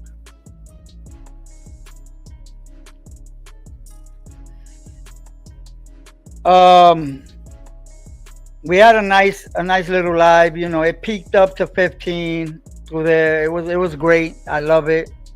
It's like I've always said, I don't need a lot of people. A couple of people is good. I'm good with that. And it's less work for me. It's less work for me. When there's a lot of people, it gets stressy sometimes. And that conversation that I had with Leggy with fishing, I could talk fishing all day, guys. All day. I'm an avid fisherman. Well, I used to be anyway. Now I only go twice a year, maybe, if that, if I'm lucky. Uh, but I want to thank everybody, man. Everybody that tuned in, man. I want to thank all those inmates, everybody that's locked up. I want to thank Puerto Rico, my motherland, my mother island. I never forget Puerto Rico, La Perla. I want to thank the lower, no doubt, lower deck, L.E.S, CBS, MMC, TWB. You already know. Money making crew. Money Making Manhattan, Lower Deck, Lillian Ward, Avenue D, Alphabet City. I definitely want to thank my brothers over there I grew up with. I want to thank everybody in the chat, man. Came around, dropped their links. I hope everybody picked up at least a sub or two. It's a sub or two is more than a sub or two you had before. So can't go greedy. Sometimes you pick up 3, sometimes you pick up even 4. But I'm satisfied with 1 or 2. You understand? But again, I want to thank everybody, man. We're gonna be closing this out. Dagmar, thank you for your support. Everybody, Kenny, Bella was here for a minute. Everybody that's here, man. Marley, everybody, man. Just because I didn't mention you don't mean that you wasn't here. You in the chat, you was here. If you type something in the chat, you was here. If you was in the bushes, you was here. If you was somewhere where you can't type, you was here. That's it. All right. With that, man, let me turn this music off because we're gonna be out. Let me turn that off. I want to thank everybody again. God bless everybody. I hope everybody has a blessed day. I tell you what, if I get my hands on that GoPro tomorrow, I'll do a little live, man. I'll show it to you guys, man. All right. With that, we out of here, man. We out of here. All right, yo, Kenny's going live tonight at 7:30. Everybody's more than welcome to tune in. All right. Uh, with that, we out of here, man. We're gonna be out of here. All right. God bless everybody. God bless America. God bless Puerto Rico. God bless the whole world. Everybody, take care. I see you. Puerto Rico, nos fuimos. Lower deck all day, every day. You heard?